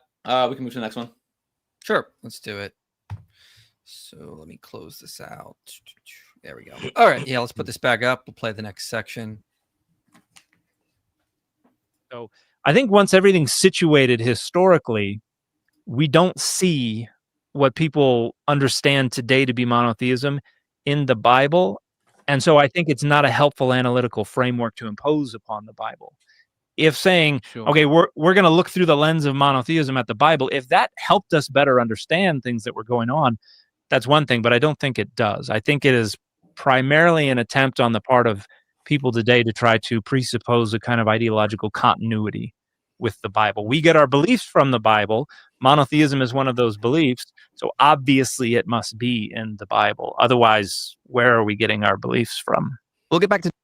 All right. We're going to skip the ad, of course. Yeah. So I think we'd all agree. I don't know what you think, Mike. I know Than agrees that the way that we use the term monotheism, only one thing, God, that's not in the Bible. Yeah. Yeah. I hate not the term all agree monotheism. though. Yeah. And it is rightly critiqued, but not everyone thinks that this term is unhelpful, like Dan is saying. So the Oxford Handbook of Deuteronomy, there's an article by Matthew Lynch, guy just down the highway from me, actually. So I work at Trinity Western and at Northwest College and Seminary. He works at Regent, just down about an hour away. So he suggests the idea of monotheizing rhetoric is still helpful, because Yahweh is presented in a way that is categorically distinct from other deities. So he says the following, and I'll throw up a slide if you don't mind. Mm-hmm. Our study of Deuteronomy highlights several important points about the study of monotheism in Deuteronomy. First, the term monotheism can carry unwanted baggage that intellectualizes Israelite religion and obscures the specific claims of Deuteronomy. So he's agreeing in a sense with Dan there. A modified approach focuses on monotheizing rhetoric, by which Deuteronomy asserts Yahweh's uniqueness in varying ways. The term monotheizing, however, preserves the text's own emphasis on the fact that Yahweh is not just the deity who makes demands on Israel, but is unmatched in every way and thus worthy of Israel's devotion. Second, attentiveness to supposed monotheistic texts brings into focus a range of ways of speaking about other deities. In some cases, texts seem to presuppose their existence. In other cases, they are reduced to nothing. Yet here again, a rhetorical approach emphasizes the fact that Yahweh is supreme and worthy of Israel's exclusive worship. So I'm bringing that one in now just to show that there is a case you can make where monotheism is a helpful term if we're taking it not just saying that one thing called God, but that there could be a spectrum of deity, gods, but that Yahweh is unique, supreme, completely of another type within this thing we call deity. And you'll have to see in each context how God is described and in which ways there's this monotheizing rhetoric. Mm-hmm. Yeah. So go ahead, Mike. Oh, yeah. I see what you say. I've said in the past that I think in the Bible you have explicit monolatry with implicit monotheism, but we need to be very careful about what that even means, because I mean, the way monotheism is defined, you could define a polytheistic religion as monotheistic. You could define a monotheist, like you take Islam, they believe in Allah and the angels. Well, I mean, like you could then look at like a polytheistic religion that believes in a high creator God and then multiple little gods, and then they just kind of have a similar ontology. It's just where there's worship being directed, and that's more about monolatry, not mono versus polytheism, which I just think are unhelpful terms. Wish they were never invented. But I mean, like it's just always a problem. But I mean, Michael Bird makes a similar case in his book Jesus Among the Gods. I've made a similar case in a past video. So yeah, I get what's going on. Yeah, so I just point out that Lynch he's helpful that when he points out there are many ways which Yahweh is the only God, like how that functions rhetorically actually matters. Right. So in some cases it means he's the only God for you. I think Dan would say that that's the primary way he takes it. Others, it could mean he's the only God worthy of worship, or he's the only God with incredible power, wisdom, glory. Like, what does that mean to be the only God? You have to look at each context to see how an author is talking. And so, like, just for a second, just a quick aside, understanding the role of rhetoric is really important. What someone says in rhetoric doesn't mean that you can figure out exactly what they actually believe. So what do I mean by that? Yes. Well, suppose a coach of an NHL hockey team steps up on a podium before hundreds of media and cameras. The coach loudly proclaims, "We are the best team. No one can beat us. We stand alone. The Stanley Cup is ours." The coach might say that in front of everyone as a means of declaring supremacy, but that same coach might step behind the curtain, walk down the hall, close the door, and start crying and go, "We have no chance. We're totally screwed. Our players suck." Like in that case, the rhetoric of the coach did not correspond to what he actually believes. You see? Mm-hmm. Yeah. In the same way, an author can make proclamations about something like Yahweh is the only God. Well, at the same time, they might actually think the other gods are out to get them, and their God for that matter. So the rhetoric, you could actually spin it that way, which maybe is something that Dan would want to do. I imagine he would, saying like it's smack talk. They might not even believe it. But at the same time, someone can get up and say Yahweh is the strongest. The other gods are chumps. They can't tie their shoes. Good luck in a match with Yahweh, you gods. And so, like in this rhetoric, the gods are imagined to exist for the sake of the smack talk. The person speaking this might not actually believe those gods are equal to or even of the same category as Yahweh, but they talk as though they are real for the sake of the rhetoric. So this gets tricky, right? When we want to say what they did or did not believe, because rhetoric, and I know Dan loves this word, like rhetoric, there's functions of it, and you have to figure out what is the function of the rhetoric in each case. And these examples, I'm hoping, open people's eyes to see how this could actually be much broader than they might think when it says Yahweh is the only God. Yeah, you have to consider it more carefully than that. Yeah. That's all I'm trying to get at there. Cool. Let's jump back into the video. Then I will play another clip, and then I will do super chats here. So, what time mark are we at? 16? 16. Next, we're at 16 through 1844 and 24 through. In case everybody's wondering, we are skipping a lot of the end of the video, so it's not like we're going to be doing this for 5 hours. We're not gonna play the whole thing. Yeah. I've got a few questions. One is about this creation ex nihilo thing. You say that the idea of God creating everything out of nothing only emerges in the common era. Although I'm not as allergic to saying AD as most atheists. It's a little bit prettier. Is creation ex nihilo not in the Bible? Is it not in Genesis? Does Genesis not open that in the beginning God created the heavens and the earth, which must encompass everything? What is there apart from the heavens and the earth? Is God not creating all of that out of nothing in Genesis 1? No.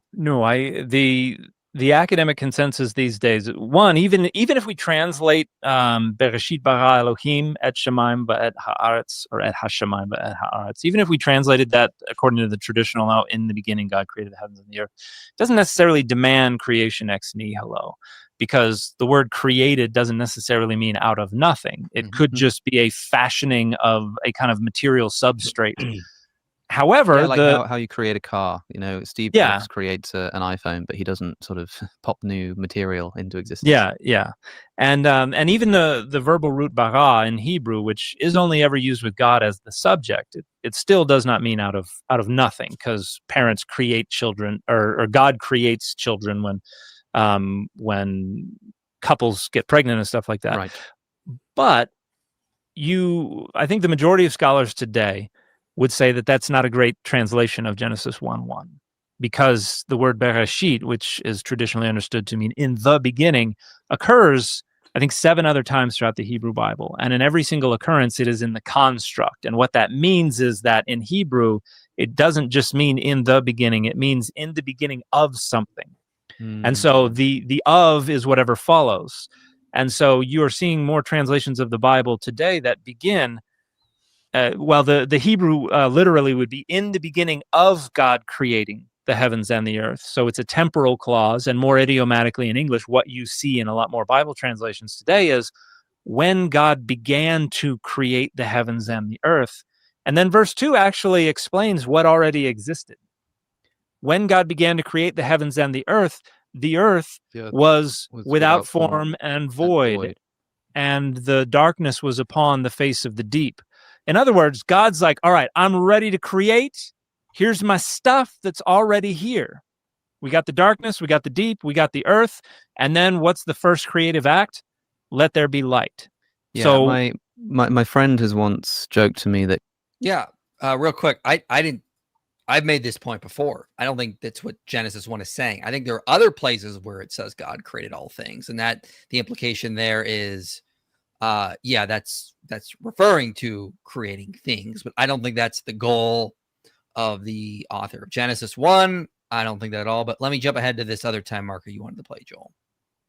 So what we have in Genesis 1 is an indication that there's already stuff there. And so it's not really a question of creation out of nothing, at least in Genesis 1. And I don't know if you had plans to bring it up, but there are other passages that are commonly identified as asserting creation ex nihilo. And so, I've made that point. I don't think that's what Genesis 1 is about. I don't think it's talking about creating everything out of nothing. So I would agree with Dan on this point. I think there are other verses that you can get creation ex nihilo from, even though it's not like explicitly stated. But I don't think that's what's going on here for sure. Yeah, I mean, there's some things we can say here. I think in Dan's favor, I think God is depicted as working with things already there: darkness, earth, and waters. He talks about the Hebrew syntax here in the beginning of God creating. That's the way he takes that. And suggests that there's a different reading of the syntax. I do actually think he's right that the syntax should be re-evaluated. And then he also talks about bara not necessarily meaning create from nothing. That's fine and possible. And there's a lot of different ways that bara is taken. Like Walton will assign it like a functional approach, like giving function to different things, right? Yep. Yeah. What Dan does not mention is that it's possible that Genesis 1 allows for other creative acts, even before Genesis 1:1. And Dan gives a reading of the Hebrew syntax, which is probably not the most precise, in my opinion. So what do I mean? On Dan's reading, when God began to create the heavens and the earth, all that is directly stated is that God started working on the waters, the lands, and the darkness. There could be events before this. The text actually doesn't tell us. It starts us at the commonplace in other ancient Near Eastern texts. So the creation in typically in ancient Near Eastern texts, you have the waters, this indiscrete earth, and darkness. You can see that in Egyptian texts. You can see that in Mesopotamian texts. It's actually like a common shared belief about before the time before time, so to speak, the time before things are the way they are now. That's there. Pre-creation state. Of course, now what you need to hear me clearly that just because the Bible is using those and the Hebrew Bible is using that and Genesis is using that, that doesn't mean it's doing the same things with them, right? It's an assumption of the text to teach something, I think, even different than what you would get in other texts. There's a difference between an assumption of a text and an assertion of a text, right? If the text says, hey, the sun rose and then Goliath punched a guy, I don't know. The text is not asserting something about science and the sun rising and that's the truth it's trying to get to teach you, right? It's assuming a basic phenomenological thing and then trying to teach you something else. I think that you could say the same thing with this here. It's doing something with a shared preconception assumption. Okay, so whether or not the text is concerned about the material origins of the world is unclear. I already talked about Walton and the idea of a functional creation could be what's going on rather than material origins. Talking about functional origins, how do things come to work the way they are today?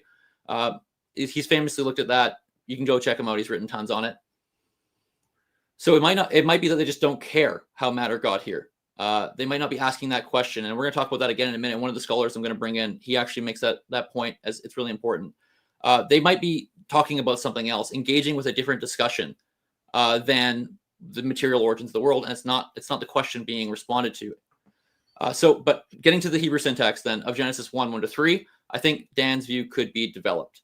So many argue, and can you throw up my slides? Yes.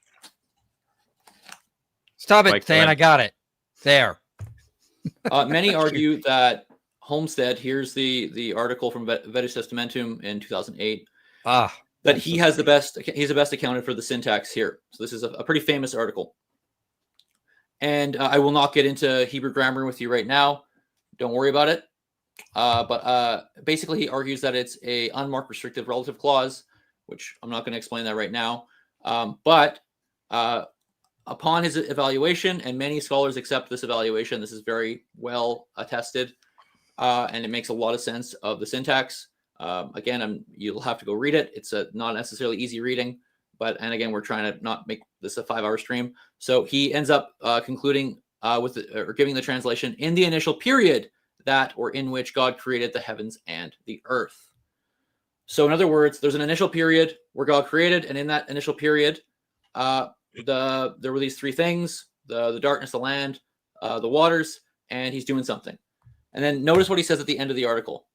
The literary significance of analyzing Genesis 1:1 as a restrictive relative is that the syntax dictates, by the very nature of restrictive relatives, that is, they serve to identify their head over against other possible reference and define it. You probably don't know what that means. Don't worry about it. There were potential multiple reshit, beginning periods or stages to God's creative work. So he says you could assume there are actually multiple periods going on. Multiple beginning periods is possible within the syntax. Put another way, the grammar of Genesis 1:1 points forward only. It does not comment about whether this basic creative event was unique or whether there were others like it. Grammatically, the introduction of Genesis simply indicates that this is the particular beginning, reshit, from which the rest of the story, as we know, unfolds. So in other words, and he actually cites, I think, Walton and Sailhammer, who have suggested other creation periods before Genesis 1:1. So it's not even a given in this text based on the syntax and a very precise reading of the syntax that this is just the beginning period and this is the first thing. There could actually be other things going on here. I'm not saying that is the case. It's just that it's just not clear like that. Dan, you were going to say something? I was just going to say a really helpful analogy that I always do with the middle school students that I teach on this particular point is just imagine you have a book, and before chapter 1, you always have those introduction books, right? And analogously for this, it would be something like saying, hey, in the introduction, the author argues for XYZ. But when I say that, right, nothing about what I say tells you about what the author, if the author did anything, prior to that the author did XYZ thing, right? I'm just assuming, hey, this is the introduction in the space of in the time space, right, of the introduction in this chapter. This thing happened, but I'm not telling you if anything happened before that or after that. I'm not really giving you a temporal location of that particular event other than this boundary marker of intro, if that makes sense. Yeah, he says forward pointing. Yeah, it's like here from the beginning of this story I'm telling you right now. Yes. Yeah. Can you throw my slides up again there? The comments of Anderson, actually, so it was from 2018. He's got a book, edited book called Creation Ex Nihilo. I think are pretty helpful. So I'll move to that.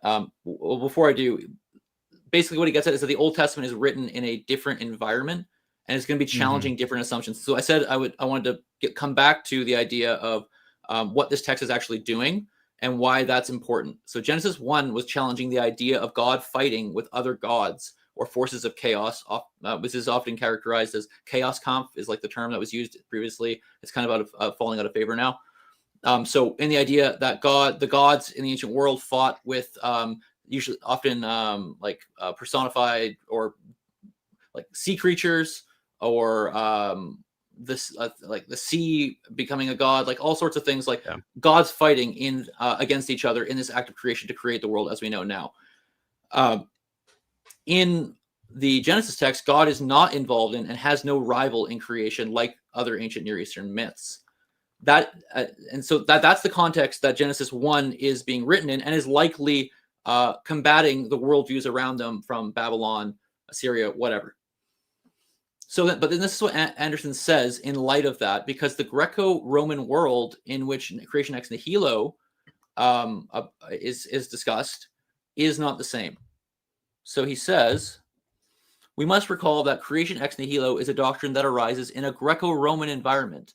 That is, it arose in a world in which the eternity of matter implied that the gods were constrained by its limitations when they created the world. But this particular problem is not something that the biblical writer ever faced or could even imagine. This is so they have a specific assumption in the Greco-Roman world. You see what he's saying? Mm-hmm. Yeah. The limitations of the created world, the eternal matter. This is an important clarification to make because many commentators make the strong claim that Genesis 1 refutes this doctrine. But if we are pursuing this question strictly from the perspective of what our textual witnesses allow, it would be fair to say that God does not face any opposition to his creative endeavors, as is the rule in the ancient Near East. True, matter is pre-existent, but one must concede that this datum means something quite different when we import it into a Greco-Roman environment. For there, the issue of pre-existent matter connotes a significant qualification of divine power. So pre-existent matter in a Greco-Roman context was a limiter of divine power. You see what he's saying? Well, that wasn't what they thought in Genesis, or what the author of Genesis thought. So if we were to sit down at the end with our priestly scribes and give them a brief introduction to Greek cosmology, emphasizing for them the fact that pre-existent matter necessarily restricts what God can accomplish in the material world, can we imagine that they would actually accept such a notion, or that they would accept such a notion? Though certainly obviously eludes us, I find it hard to imagine. So when transferring what Genesis 1 is, what this priestly author is fighting against, what they believed, into a different place with a different question and limitation to God, would they actually concede that? And I think what Anderson is arguing is, no, they wouldn't concede that. It's just answering a different question in a different time period, where there are different assumptions on what eternal matter might do, or something like that. Does that make sense? Yeah, that's the same argument Walton makes, is that it's writing in a different cultural context to a different audience. They're not trying to answer the questions that we have about these kinds of things. Now, again, when you get to the New Testament, though, you do get at points of contact like John 1:3, where God does create all things, and that would have included matter as well. So, but if you go to a different environment where they weren't thinking in that headspace, you're not going to get those types of questions being asked. So Genesis 1 is not going to be answering those types of questions. Mm-hmm. Yeah, I'm going to skip over this, I think, just really quick. He also makes an argument that the darkness, you can bring it up again. Yeah, the darkness, it seems like, I'll read it there. The only conclusion I think we can draw from the Bible's final canonical form is that the existence of darkness at creation must have been something God permits rather than confronts by necessity. So he points out how there are texts where God is not constrained by darkness. In Isaiah 60, it talks about just creating light without any need of darkness, sun, all that kind of thing. And then even in Genesis on the seventh day, I believe he argues there is no evening day. And so basically, he makes an argument that the darkness seems to be something that that God is just allowing. He permits it, and it's not a force on him. And so it might be then that that this part of the eternal triad that we talked about, the land, the seas, the darkness, right? The darkness might not even have a say in this, as though it's something special, as is part of this primordial creation materials. And so he makes the case that maybe that even the text itself, and he concludes down there, though Genesis 1 does not teach creation ex nihilo in the same way very early Christian theologians might have thought, it does not rule it out as decisively as many modern readers have assumed.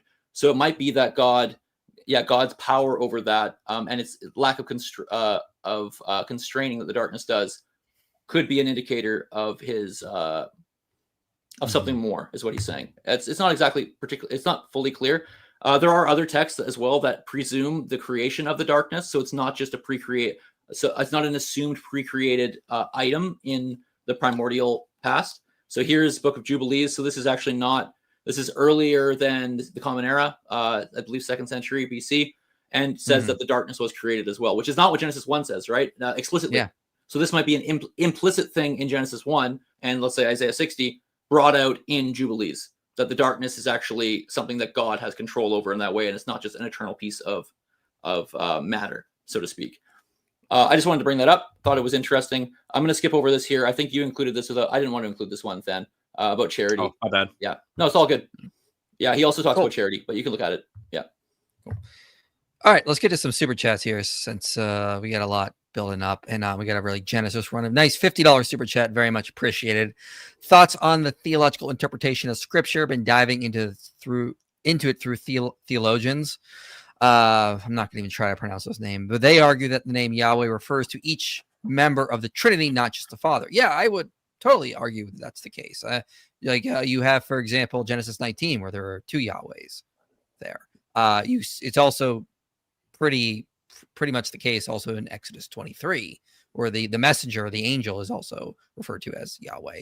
But then, of course, Jesus claims the divine title, the divine name for himself in places like Matthew 7:21-22, Luke 6:46, and I would also say John 8:58. So yeah, for sure, I don't see a problem with that. Yeah, and I wouldn't equate. Yeah, in Christian theology, Yahweh is not equivalent to the Father. That doesn't make sense, especially because Jesus is called, or that the many passages about Yahweh are applied to Jesus. Yeah. But thank you for the generous super chat. Onshore wants to know, this is a joke. It's often necessary to optimize Minecraft's rendering. A simple solution is running the client via third-party launcher. Okay, yeah, very simple, very simple. Thank you for that. How dare you, sir? Just make my brain hurt.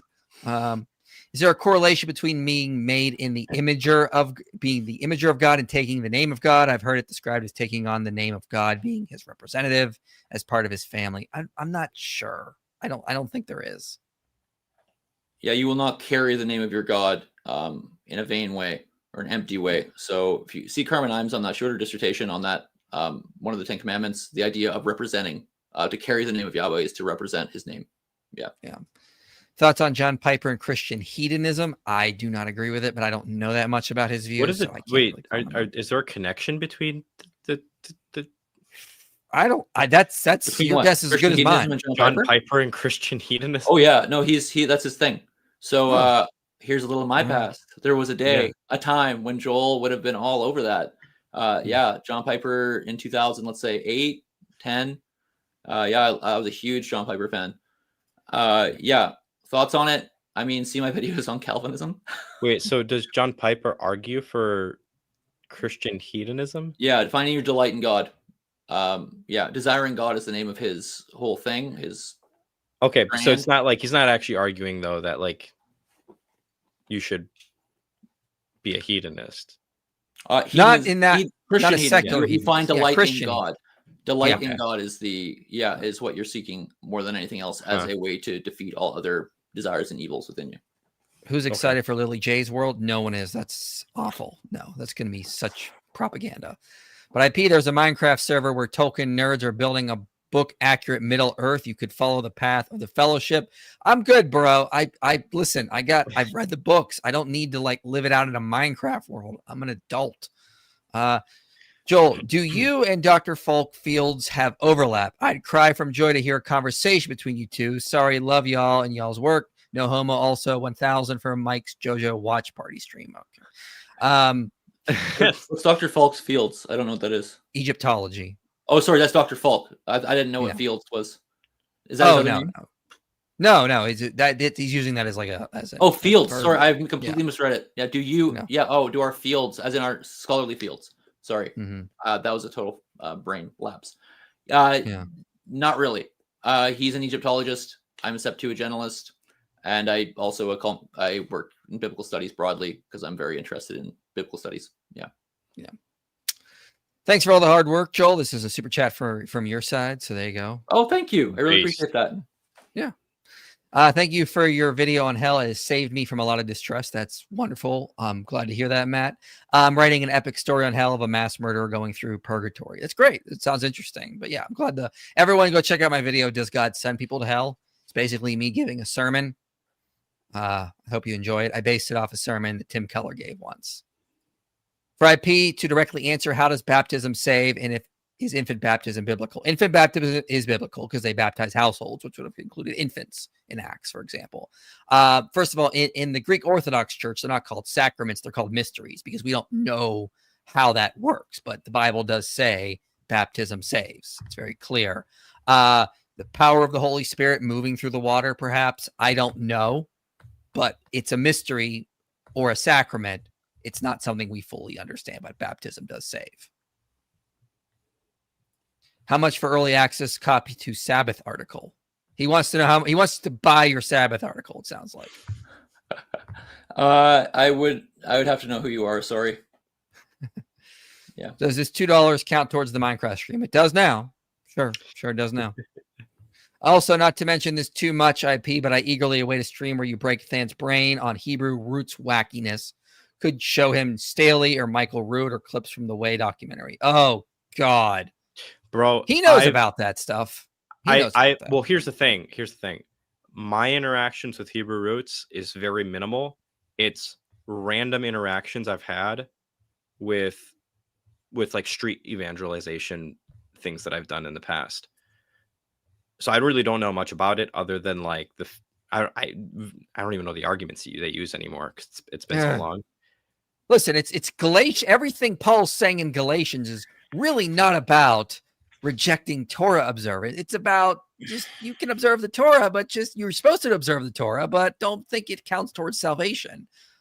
But which Paul never says. So it's mind-boggling. It's like, have you seen a dog jump through hoops? It's a lot of jumping through hoops to make verses fit that.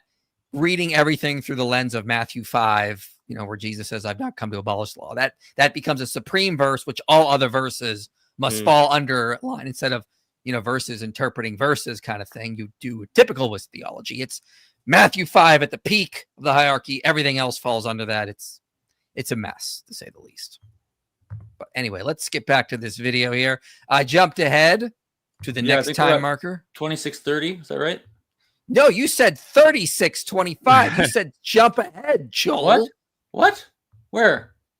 You said skip 24:21 to 30. But I will talk about it. My bad. Go to 26:30. My notes are horrible, like Dan said. All right. Created this house, or maybe somebody created a car or whatever. What you mean is that whatever the house was before, all of the materials that were in the bricks and the ceramics and stuff still was in the world. It just wasn't anything. It just sort of sat there. And now you've created something out of what was not by creating new material, literally, but just by activating, the material, by putting it into a particular form. Yeah. And you can even see this if you read on in 2 Maccabees 7:28, because the mother says, just like people are made. And we don't create people out of non-existence. And you see Xenophon and talks about the same thing, how parents will get together and they will create a child, ek mionton, or it might be the neuter onta or something like that. But in short, they use this language and the words for create pre-existed the notion of creation ex nihilo, even. All right. Yeah, so basically they're talking about here the okay, creating doesn't necessitate it's out of nothing, but rather you can use a preform materials or whatever, bring things together, and that's the act of creating, right? And he brings up 2 Maccabees 7:28. Actually, an interesting thing Alex brings up. We didn't play the clip, but Alex brings up, what about the spirit? Is the spirit like something formed by humans? Like that's not. It seems to be from God. How does that work? And Dan just kind of said he'd have to think about it. It's interesting. But the 2 Maccabees 7:28 is a really famous passage because it's usually the one that people go to for creation ex nihilo. So if you want to throw my slides up, you heard Dan StreamYard. There we go. Yeah, you heard Dan say that in particular, it's about human beings copulating, and then like that's the act of creation.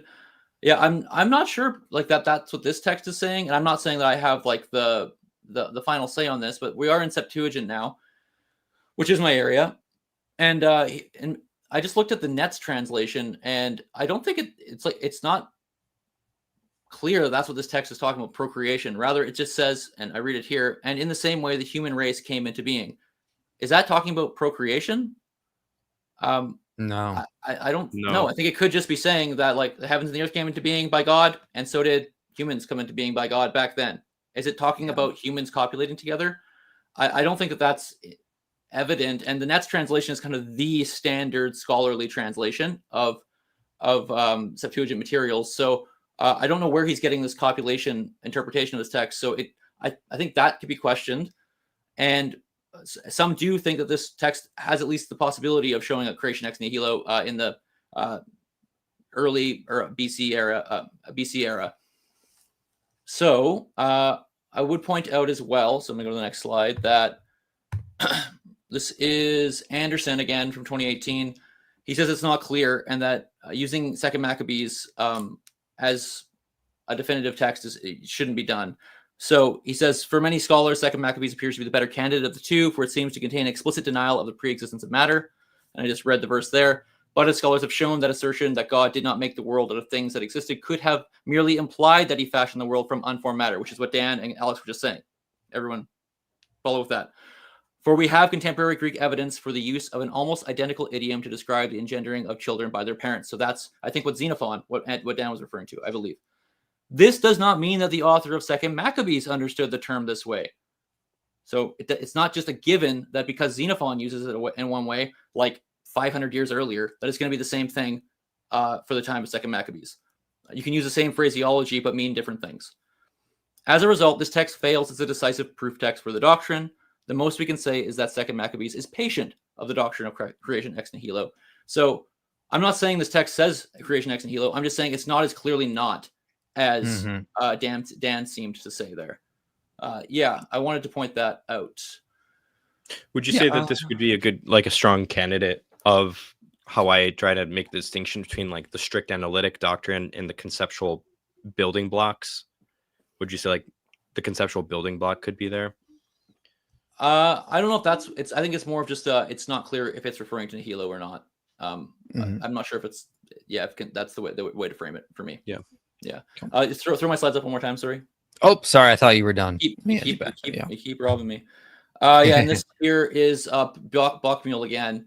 And he just, I'm not going to read the whole thing because you already talked about this, Dan, that he says that there seem to be other texts, which he says at the very end there, which others who have written on the no creation ex nihilo until the 2nd century, that they entirely ignore, thereby potentially constituting a useful external point of reference. These sources he brought up.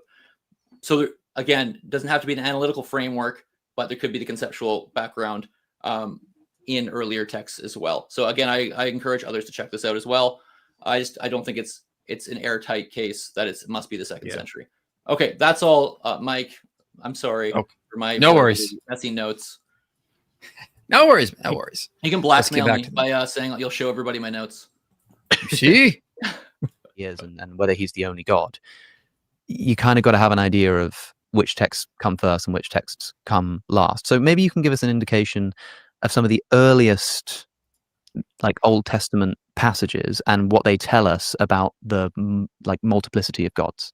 Yeah, so when we look at like Genesis 1 and then Genesis 2 and 3, those come from different time periods. Genesis 1 is a later creation account. Genesis 2 and 3 represent an earlier creation account. But the earliest passages Just real quick, see my video. Are there two creation accounts? I would argue against that. in the Hebrew Bible are pieces of poetry, because narrative developed well after poetry. And so, in fact, we think we can date the beginning of historical narrative prose in alphabetic scripts, of which Hebrew would have been one, to around the middle of the 9th century BC. That's the first time we see historical narrative prose in alphabetic scripts. And so when we see narrative in Hebrew, All right. I believe, Joel, you contacted my boy, I did. Benjamin Kilker, who is I contacted your boy. Yeah. he's So- been super helpful with a lot of videos in terms of giving me notes and papers, and so He's awesome and he's so smart. Mhm. Yeah, he actually said he'd watch this too. Cool. Yeah, so the dating of Genesis 1 and 2, again, difficult, depends on a whole bunch of methodological assumptions. I'm not going to go into that now. But he says there was, he asked the question, was there alphabetic script and narrative before the 9th century? Or I'm asking that. And then Dan says, did y'all hear that? Did he say, he said that, right? We can't, we think there was not narrative before the 9th century. So alphabetic script, in the same way that English is written in alphabetic script, there's different ways you can do scripts for languages. If my memory serves me, I believe it goes back to the beginning of the 2nd millennium as current evidence is arising. So about 1,000 years before. We actually don't have Hebrew texts from the end of the end of the Bronze Age, late Bronze Age, like Mike, when you would date the Exodus, that kind of thing. So Dan's argument is one from silence. We don't have Hebrew texts. We also have no Hebrew texts from the Persian period. So it's like an argument for like, did they not write in the Persian period? No. That's not a foregone conclusion. There is narrative prose attested in the 11th century in Egypt. So this is one of the things that that Benjamin Kilcore pointed out to me when I asked him about it. By the way, he actually has an article in a very a good journal. I'm not going to say who, because it's in process, that's been accepted, where he's been writing on these things on literary history in like the late Bronze Age and beyond, and the Iron Age. As far as I'm aware, I might be getting that a little bit wrong, but that's generally he told me what he's writing on. So there is a narrative text. So again, not in alphabetic script, but in Egypt, it is the report of Wenumen about 175 BCE. So narrative prose, but not in alphabetic script. So that's one thing to say. So there's no Hebrew text, and then we also do have an Egyptian narrative prose before. And he actually brought another point in, which I'll bring in now. He messaged me again, and he said, actually, there's a version of Gilgamesh, not in poetry, from a Hittite city. I can't remember the name of it. Hattusa. In any case, there's a version of Gilgamesh from, I think, the 13th century. It's in my notes somewhere. I'll check it out in a second. But again, prose version. So okay, again, not alphabetic script. So you might say, well, that's not fair. Dan didn't claim that. So can we pull up my slides again? Yep. So I'm just going to cite Dr. Kilcore here. This is him, and this is private correspondence. Yeah. One should not use such inclusive we language as O'Connor, referring to Dan, does, because it suggests a scientific consensus that does not exist.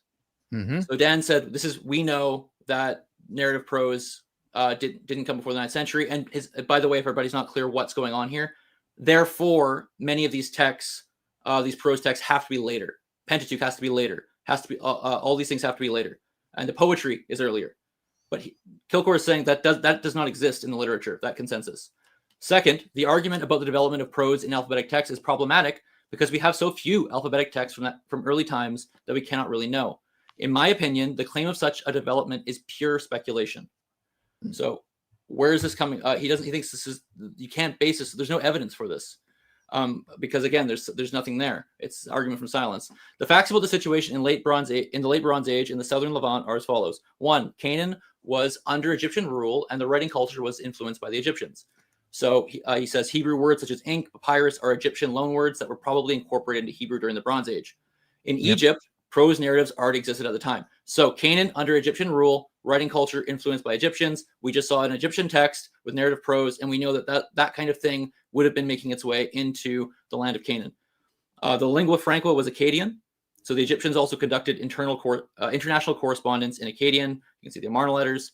And cuneiform schools were widespread in the southern Levant, Gezer, Megiddo. So again, we've got a spoken, the lingua franca for everybody, Akkadian, also Egyptian influence going on.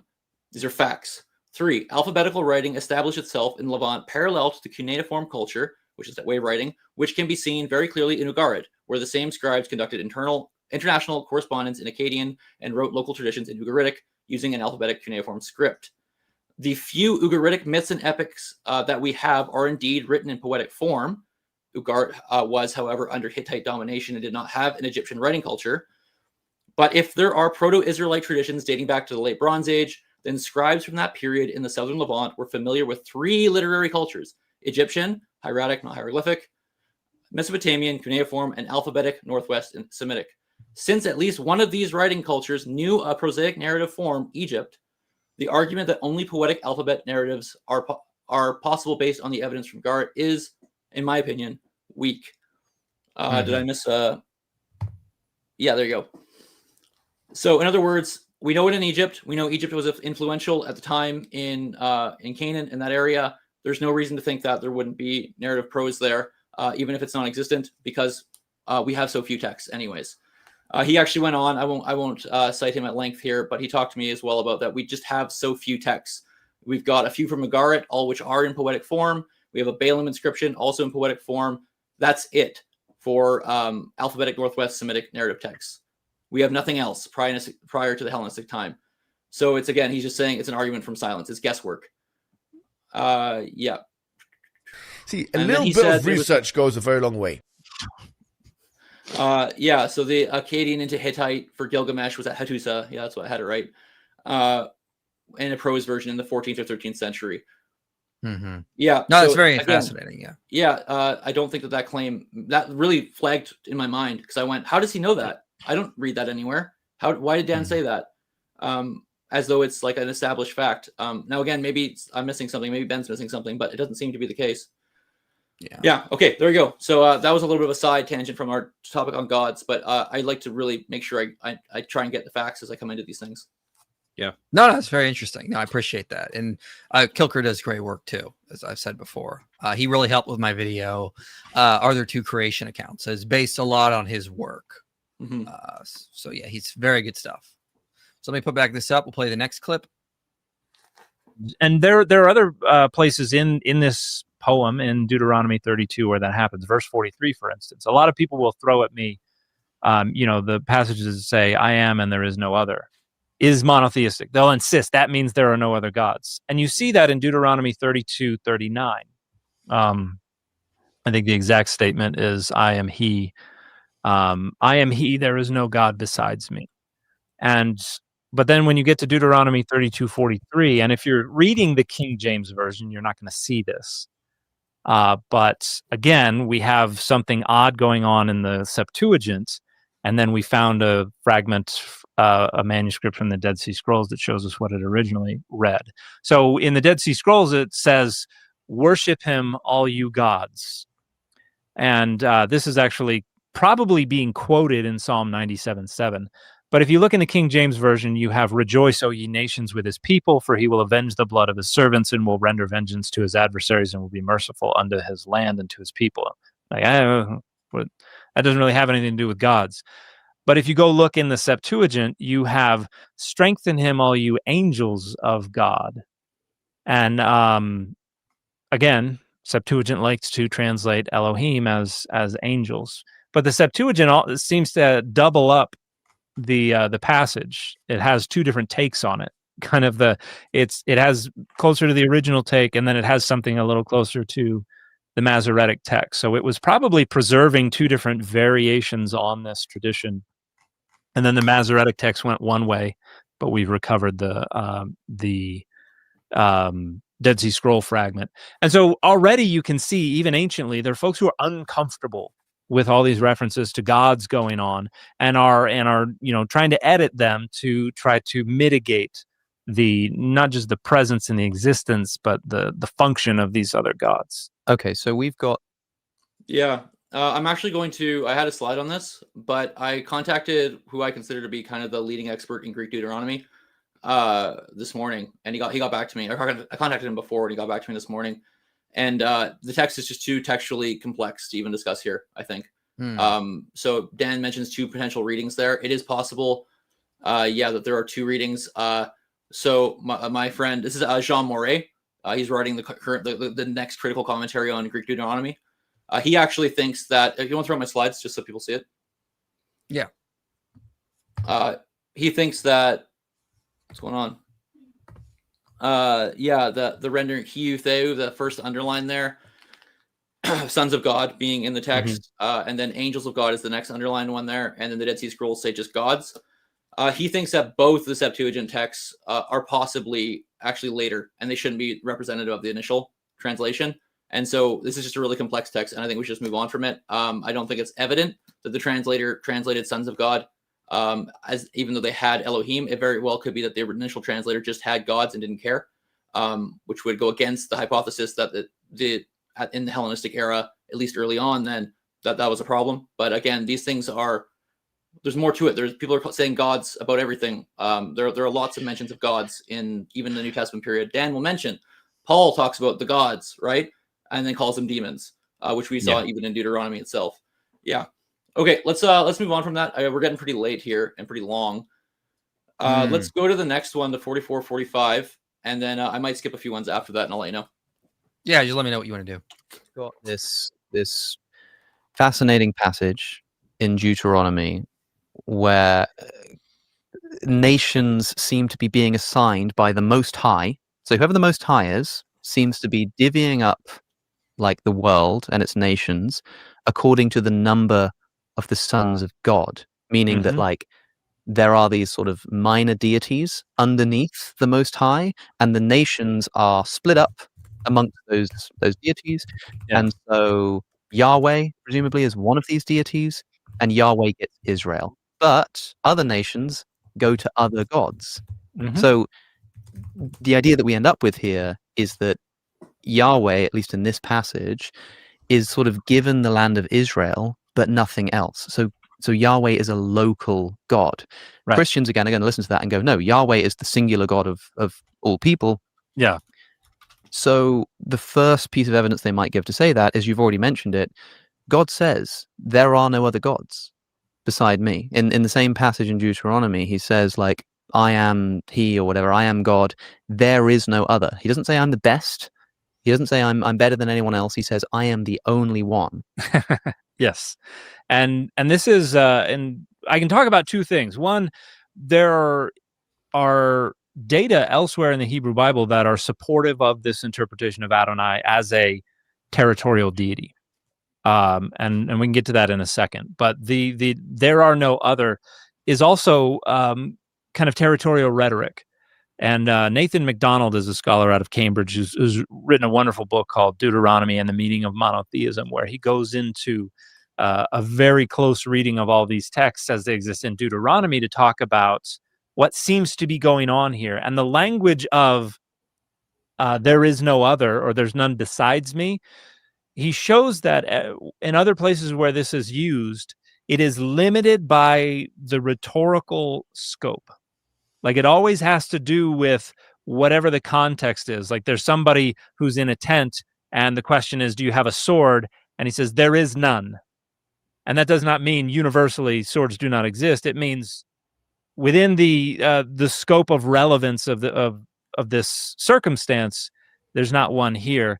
And he shows that when you see this I am and there is no other rhetoric, it's always in the context of telling Israel, I'm the one who saves you. I'm the one who delivers you. It's me. There is no other. And what he suggests is that a close interrogation of this language leads to the conclusion that this language is saying, I'm the only one for you. Don't look anywhere else. I am the only one that matters. It's about an exclusive relationship, not any kind of ontological exclusivity. And one of the reasons that we think this is that, particularly in Deuteronomy, but we see it as well in Deutero-Isaiah, there are references to other gods. And so why would they be saying there no other gods exist, but also there are these gods over here? That rhetoric doesn't make much sense unless this is about an exclusive relationship. And yeah, all right, you want to throw up my slides there? Yeah, so I think we can kind of work backwards from this. I'm going to try to move pretty fast because it's getting late and everyone's getting tired, I'm sure. But this actually is really important stuff here. And so I think if we could start with the idea of ontological exclusivity, and I imagine, Than, you might have things to say here as well. I don't know. But this is from Lynch, that same article, Monotheism in Deuteronomy. And so again, like, what are we saying when we talk about divine beings? And what are we saying when we talk about Yahweh? And so he has this awesome chart. It's really easy to see. Like, Yahweh is both divine being, so part of that realm of the Elohim, but also incomparable completely, right? And so all of that encapsulates Yahweh. So in the Venn diagram, there is a crossover of deity, but there's an entire other section which does not have the other gods within. Does that make sense? Yep. Mm-hmm. Yeah. And so again, would we call that ontological exclusivity? I mean, again, you could. Depends what you mean by the phrase ontological exclusivity. Yeah. Yeah. Exactly. Yeah. And he brings up Nathan MacDonald and his argument that it's kind of about so Dan specifically said this, it's about exclusive relationship and not about ontological exclusivity. When it talks about, like, I am the only God, there is no other. Is it just about exclusive relationship? It's a question. Okay. So actually, Lynch deals with MacDonald, or talks about MacDonald's take. And so I'm going to read this a bit here. This is the last time I'm going to do any sort of wordy, long reading, just so everyone knows. Mm-hmm. MacDonald may go too far. So MacDonald may go too far when he claims that Deuteronomy never offers a doctrine of God that can be deemed monotheism. I contend that a reframed conception of monotheism can illuminate Deuteronomy's specific concerns. But his point stands that a history of religion's approach to monotheism often obscures the specific rhetorical context and concerns that give rise to monotheizing language. For MacDonald, even texts which seem so unambiguously monotheistic are intimately related to demands on Israel to remain loyal to Yahweh. Israel did not intellectualize its understanding of Yahweh in any way analogous to the way the term monotheism has tended to function since the Enlightenment. To that end, MacDonald helpfully problematizes the very use of the term monotheism. So we've been talking about this. Therefore, we need to attend to A, the meaning and the usefulness of monotheism as a category, and B, Deuteronomy's rhetorical aims. Scholars have also drawn attention to the importance of understanding monotheistic rhetoric in Isaiah, which Dan also points to. Scholars tend to proceed with the assumption that monotheism requires an explicit declaration that Yahweh is the only deity, and or that other deities do not exist. This seems straightforward until we observe the prevalence of Elohim and Elim in late biblical and later Jewish texts. Even in obviously late texts like the Song of the Sabbath Sacrifice, the heavens are duly populated divinities and holy ones, and Yahweh is called the God of gods. Such texts highlight a phenomenon also extant in the earlier biblical material. Terms for deity are applied to greater or lesser beings. The more obvious point is that the major monotheistic religions today all hold to some belief that divine beings of many sorts exist. If the term monotheism carries any heuristic usefulness for characterizing Judaism, Christianity, and Islam, then the criteria of a depopulated heaven, except God, will not suffice. Right. So is it clear what he's saying there? That yes, there are things called deities, but are they categorically the same as Yahweh and the way that Yahweh is described? And he would say no. Mm-hmm. I'm probably just going to skip over this here. He basically goes into why he thinks monotheism is still a helpful term instead of something like henotheism, monolatry. I'll let you all take a look at it if you want. You can come back on the stream and pause it. Again, at the bottom here, that there's a third line, categorical supremacy and exclusive demands that Yahweh has. So he is categorically different. Yeah, I think that's an important point. I mean, like, here's what I was thinking watching this the first time. What exactly could they have said in ancient Hebrew that would have given the message that Yahweh is species unique, like that would have satisfied Dan's requirements? I don't think it existed based on what the cultural context gave us, what the language of ancient Hebrew gave us. I think we're just asking for something that just did not exist. And again, as you mentioned earlier, a lot of this is rhetoric. This is not like a deep, what do you expect them to say to satisfy your requirements? I think you've put such unreasonable requirements on the biblical texts and then assume they agree with this one interpretation you have. And I just think that works. And that's what I was getting when I was listening to Dan. Mm-hmm. Yeah, well, I mean, right at the top here is really helpful. He says rhetoric, as you said, involves the expression of Yahweh's categorical supremacy. Framed this way, Yahweh is not just a bigger and better version of other deities, but Yahweh is of a wholly different being. This definition allows for the Bible to set the terms by which that supremacy is expressed without trying to squeeze text to make claims about the number of deities in the heavens that they might not want to make. For instance, some express Yahweh's supremacy in relation to his unique acts performed for Israel without reference to other deities. Others express Yahweh's supremacy in relation to his exclusive political claims. Still others will attend to the inactivity of the so-called other gods. Focusing on rhetoric avoids unnecessary theological speculation about the beliefs of biblical writers, which may not be accessible to us. Remember I told you about this with the example of the coach? Yeah. Rhetoric focuses on the persuasive purposes of the traditions with due consideration for their theological implications. This rhetorical emphasis is especially fitting for a study of Deuteronomy, which scholars have long recognized to be homiletic and didactic in tone. And so he's going to go on, he'll talk more about that you can talk about no other gods and still have other subservient divine beings at Yahweh's disposal when you're talking in these rhetorical terms. So it is acknowledging Dan's point, but not taking it so far as to say it's not talking as though the author just thought it was about just a relationship between us. That's what it means for me to be the only God. It's actually making a statement about who God is in a much greater way, at least the biblical God. Okay, I'll skip that, and then we can hop to Deuteronomy, and then probably we can start wrapping things up. We can skip a bunch of the end stuff. Okay. Do you want to hit? Do you want to do this part of the video? Yeah, sure. Let's. We've just played that part. What part do you want me to play? Yeah. Oh, the same one. 40, no, it's 48 is the new timestamp, I think. Maybe not. Let me look at my notes here. Yeah, we just played to 48. Oh, we did. We played to 48:11. Yeah. Okay, yeah, because they did talk about Deuteronomy. Sorry, yeah, they did. Yeah, it's late for me. I've been going since 5 a.m. Yeah. Well, let's do this, and we'll just wrap up, and I'll do super chats. Let me do some super chats. I'll take a look. I think we're basically good here. So basically, the idea is Deuteronomy 32, 8 and 9, where El Elyon he apportions to the sons of God, the nations to the sons of God, and Yahweh's portion was Israel. Is that talking about a high God apportioning for Yahweh? Does everyone understand what we're talking about here? Like, it's not Yahweh apportioning, it's a high God apportioning, and Yahweh is one of these lower tier deities, and he gets an apportion of land. That's the interpretation. So I just pulled one citation here from Hundley, Yahweh among the gods. This is not an evangelical resource.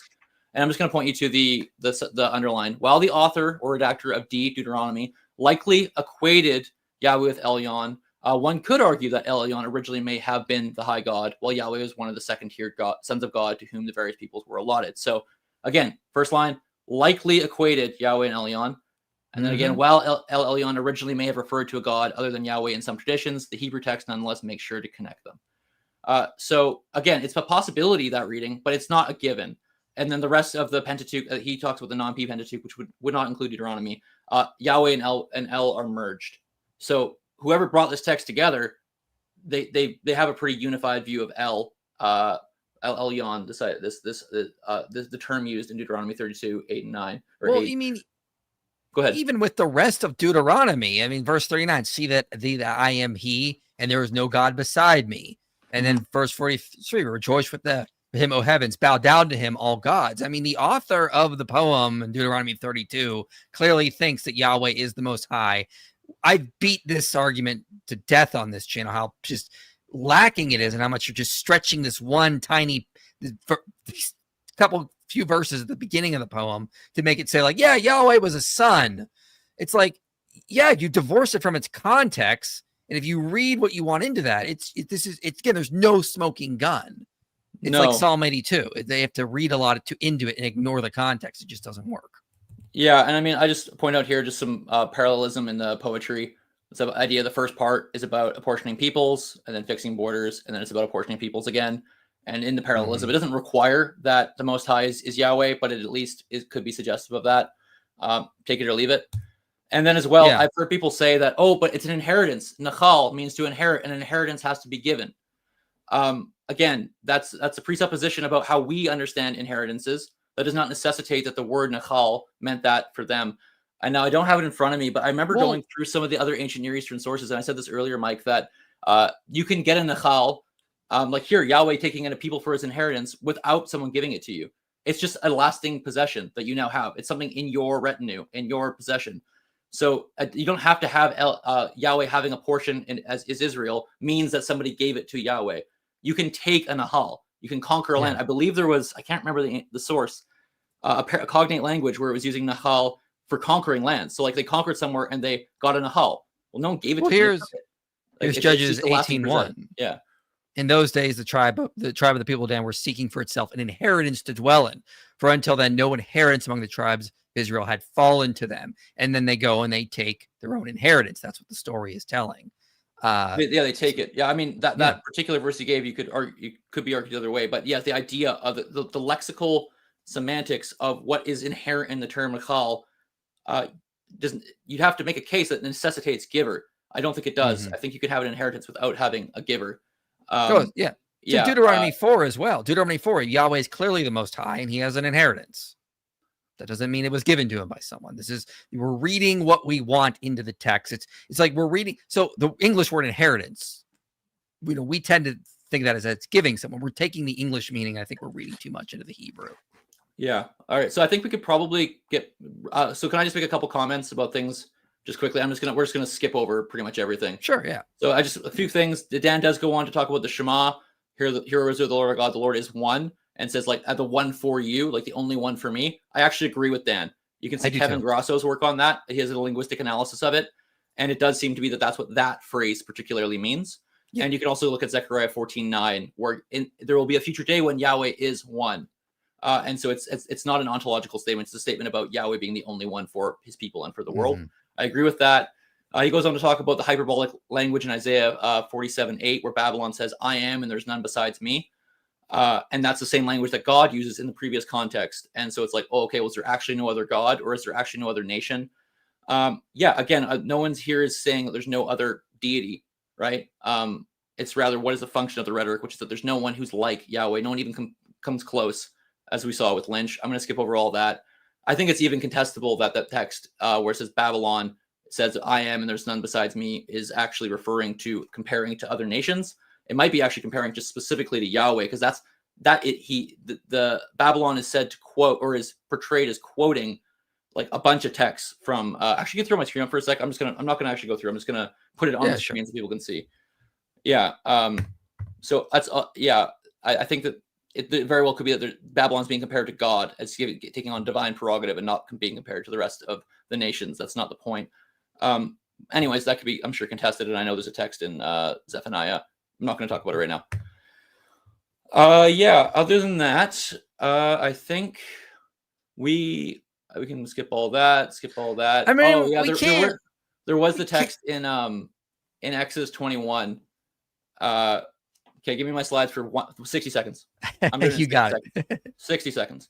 Because this is actually my area. So I am a scholar of the covenant code. So real quick, let me just explain. He's arguing that in Exodus 21, when it says you bring the slave before the Elohim, which is often translated as judges. He's actually arguing these should be like household gods, is what Dan said in the video. That the reference here is that they bring it before like this pantheon or these household gods. Because what you see in your English is that you bring the slave before the judges and you pierce his ear. And the Hebrew, it's Elohim. So that's what Dan is arguing. But now respond. And Dan rightly says that judges is not what how Elohim doesn't refer to judges in the Hebrew Bible. Completely agree, and most would agree. But it is not clear what how Elohim is in these contexts. It could be a sanctuary. It could be to a gate. It could be household deity. Sure, it could be more just. There are a few options there. I want to show you just Prop, who's a great critical commentator. And at the top here says, I and most modern scholars are not convinced that Elohim refers to human authority. So judges, great. And then talks about different options in that middle paragraph there. And then right at the bottom it says, most likely, and I can't actually see because, there we go. Ha Elohim in 21:6 bears its ordinary meaning. The master and slave resort to Yahweh, perhaps in order to swear that the commitment is to lifelong servitude, that it's voluntary. So he says, there are other ways to think about it, but most likely, and it's the critical scholar, that it means it's ordinary meaning. You're going to God. And then also that's 21:6. And then also in 22:7 or 8, I'm actually writing an article on this right now in the Septuagint. So I've thought a ton about this. I'm in the final stages. And you should do a video just on this. You should just do a video on the Exodus 21 thing. Oh yeah. There's so much I could do on this. I have so many videos. I just don't have time to make. So there's a plural verb. So it says in 22:8-9, it says who at the bottom there, they will come to Ha Elohim, whoever Elohim declares. And so declares could be read as a plural, and Dan mentions that, like, oh, hey, if it's plural, it must mean gods because the verb is declined as a plural, so it would be a plural odd person or thing doing the action of the verb. But in fact, it's in the middle here. You'll see it's ambiguous, as Prop says. MT vocalizes it in one way, but there are different ways you could think about it. And there are times even when we find plural verbs in relation to Yahweh. I don't think all the examples that Prop gives at the top here are the best, but some of them I think do work. Again, it's not clear in this text. It doesn't mean to be read as a plural verb. And it's not clear that the plural verb is a rule for saying that these are gods. So again, I don't think that Dan can make the claim, but to say that this is for sure, no. And is this even agreed upon? No. And there are other options as really that they're just going to God, to Yahweh in maybe a shrine or something. That's totally plausible in this text based on these things. I have kind of passed over it very quickly, but I thought people should know. And this is my area, so I can't skip out of it. I said, I'm writing an article on this verse right now. Yeah. Anyways, that's all. Yeah, my throat's now dying. So let's do something else. Do some super chats or something. Yeah. I mean, so maybe we could argue the plural verbs when they refer to Yahweh is the Trinity. You see? Oh, yeah. You got it. It's actually Got Muhammad. him now. It's Muhammad. Got him. Yeah, the Exodus 21, I don't think is word. I thought that was one of his better arguments, but again, when you brought the prop stuff, I was like, okay, yeah, I see what's going on here again. A lot of reading into what we want to be there, unfortunately. Could you let me know which of your biblical archaeology videos are still reliable, since I've noticed some issues with the Sodom and Gomorrah one? Yeah, that's the one I took issue with because new research came out after I made that video and put some shade on it. So I put a note under that video, if I remember correctly. I hope I did. I remember doing that. But saying that, there's some problems with this one. So most of them I still stand by. Sometimes I get some timeline issues wrong in on dating of the Exodus. But other than that, a lot of stuff comes from Kenneth Kitchen, like on Abraham, for example. Maybe I've written an argumentative essay in college and wanted to do it on Christianity being beneficial for society. Where can I get studies you cited in your debates? You go to college, you should have databases. You just pull those all up. You should be able to have access to all that stuff. Just go to your library and go to the databases there and look at the studies I use, pull them up. I put them all in there so you can easily grab them. That's what I'd say. How would an infant understand Acts 16:32? Maybe look up a verse. And they spoke the word of the Lord to him and all who were in his house. Are you talking about like infant baptism? Probably. Yeah, I mean, but it still says they baptized the whole household. So I don't see what the problem, like with Cornelius, for example. So I don't see the issue. Regarding Second Maccabees, I think the point was that humankind was created out of the soil and not literally out of nothing. Hence, no ex nihilo. Thoughts? Yeah, I mean, sure, possibly. Yeah. Again, I just wasn't. I didn't. It was the copulation thing that I was getting at with Dan. Yeah. That doesn't. I don't think that's unnecessary or even obvious reading of the text, but yeah. Is it just a coincidence that Dan seems to take the most liberal interpretation of every contested passage? Is that for me? And I mean, he does take a lot of liberal views. I don't know. If you would say every. Yeah, people have biases. People have I don't know. He's got his liberal bias. I have biases. I try to acknowledge them. I don't know. I don't know all of Dan's takes. Listening to Dan makes me miss Michael Heiser even more than ever. I like Heiser. I think Heiser would have buried him. There's a back and forth arguments between them for a while in articles. In 2011, I think it was. Yeah, there's a really fun. There's a really fun like blog post exchange to see between Heiser and Dan. Yeah, check that out. Do you think Dan is genuinely ignorant or is just straight up dishonest? I feel like Christians need to stop treating this garbage with grace. It leads people who don't know better to be astray. Well, I don't think we should say Dan is stupid or ignorant. He's clearly very intelligent. Mm-hmm. I just think he needs to be more careful with his words. I mean, and he does make mistakes. I mean, him and I had a debate back and forth on the no true Scotsman fallacy, and he just blatantly did not understand it and got it wrong, unfortunately. He still has not come out and said, I emailed philosophers and I was like, am I wrong here? And they said, typically when I email philosophers, Dan knows this, you get like paragraphs. No, I just got, nope, you're right. He's wrong. He gets the fallacy. He does not understand what the no true Scotsman fallacy is. So yeah, I don't know what to tell you. I just sometimes people get biased and stubborn, and it's unfortunate. But I don't think we should say I think we should try to be as charitable as we possibly can. And everybody should receive grace. Yes. This is a super chat for you. He says you're a legend. It's true. That was on your Thank you. that's on your thing. So you got another super chat. Good. I've seen a modern day debate is scrambling to find you a debate partner. Dan McClellan, where you at? And where did you say Dan mentioned you recently? It was on a New Evangelicals podcast a while back, like 3 months ago or something, and I just tucked it away. But yeah, he was ranting about our exchange on the No True Scotsman fallacy, and since saying he was still right, even though I'm like, no, you're demonstrably wrong. I don't have to tell you. Yeah. But yeah, he won't debate me. I'm too dishonest, apparently, for him to debate me. Question, Joel, just really quick side question. I've noticed a lot of biblical scholars that deal primarily in the Old Testament or in the Dead Sea Scrolls or anything like that. There seems to be like this animosity towards philosophy, at least that I've received anecdotally. Is that a normal thing in your experience, or is this just... And if you just don't have an answer to that, I'm just giving my anecdotal experience. I don't know.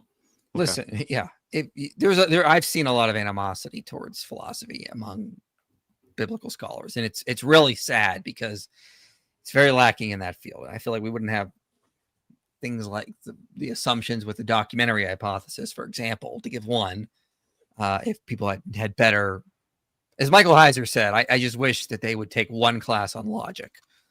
Said that a while ago, and yeah, it's there. I mean, Joel Baden was apparently responding to me on Paulo Gia's channel recently, and he basically admitted, yeah, there's a lot of circular reasoning going on here on our side. I was like, oh, thanks for that. I appreciate that, Joel. I appreciate the honesty. Hey, IP, you should say that you'll reveal your denomination if someone donates 10,000. Also, thanks for noticing me, Senpai fan. I'm not gonna. You didn't say the last part. I'm not gonna say the last part. Oh well. I have standards. You know that gets you removed. Anyway, get out of here, Sam. He's done. He's out. Yeah. And so, fortunately, I gave him access to let himself back in. So just gonna have to keep doing it till he learns his lesson. All right, fine. Anyway, so we'll close this out. No, I'm not revealing my denomination because it'll just create division and fighting, and I don't want that regardless. So I'm not putting a price tag on that.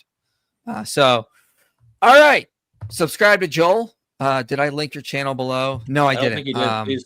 Please do. I will link that below as soon as we're done. Apologize for that. Thanks for coming, everyone. We're going to close this out so Joel can go to the bathroom. He needs to go. I can tell. Absolutely, yeah. But appreciate coming. We'll be live on the channel Thursday with Dr. Joshua Sijiwati. We're doing a live call-in show so Muslims can come debate him. So come, argue Islam is the truth. We'd love to see it. And show up so you can debate a real scholar, a real theologian. So anyway, thanks for coming, everyone. We will see you guys next time. And if you like this video, share it. But anyone who saw that stream, that interview and was upset by it, show this. Also comment and like. It actually does help get the stream more views. So please comment as soon as the stream ends. All of you watching, that will help. Anyway, thanks for coming. We'll close this out. You made it to the end of this video, which means this message matters to you. If you want to see more content like this reaching people for Christ, you can help make it happen.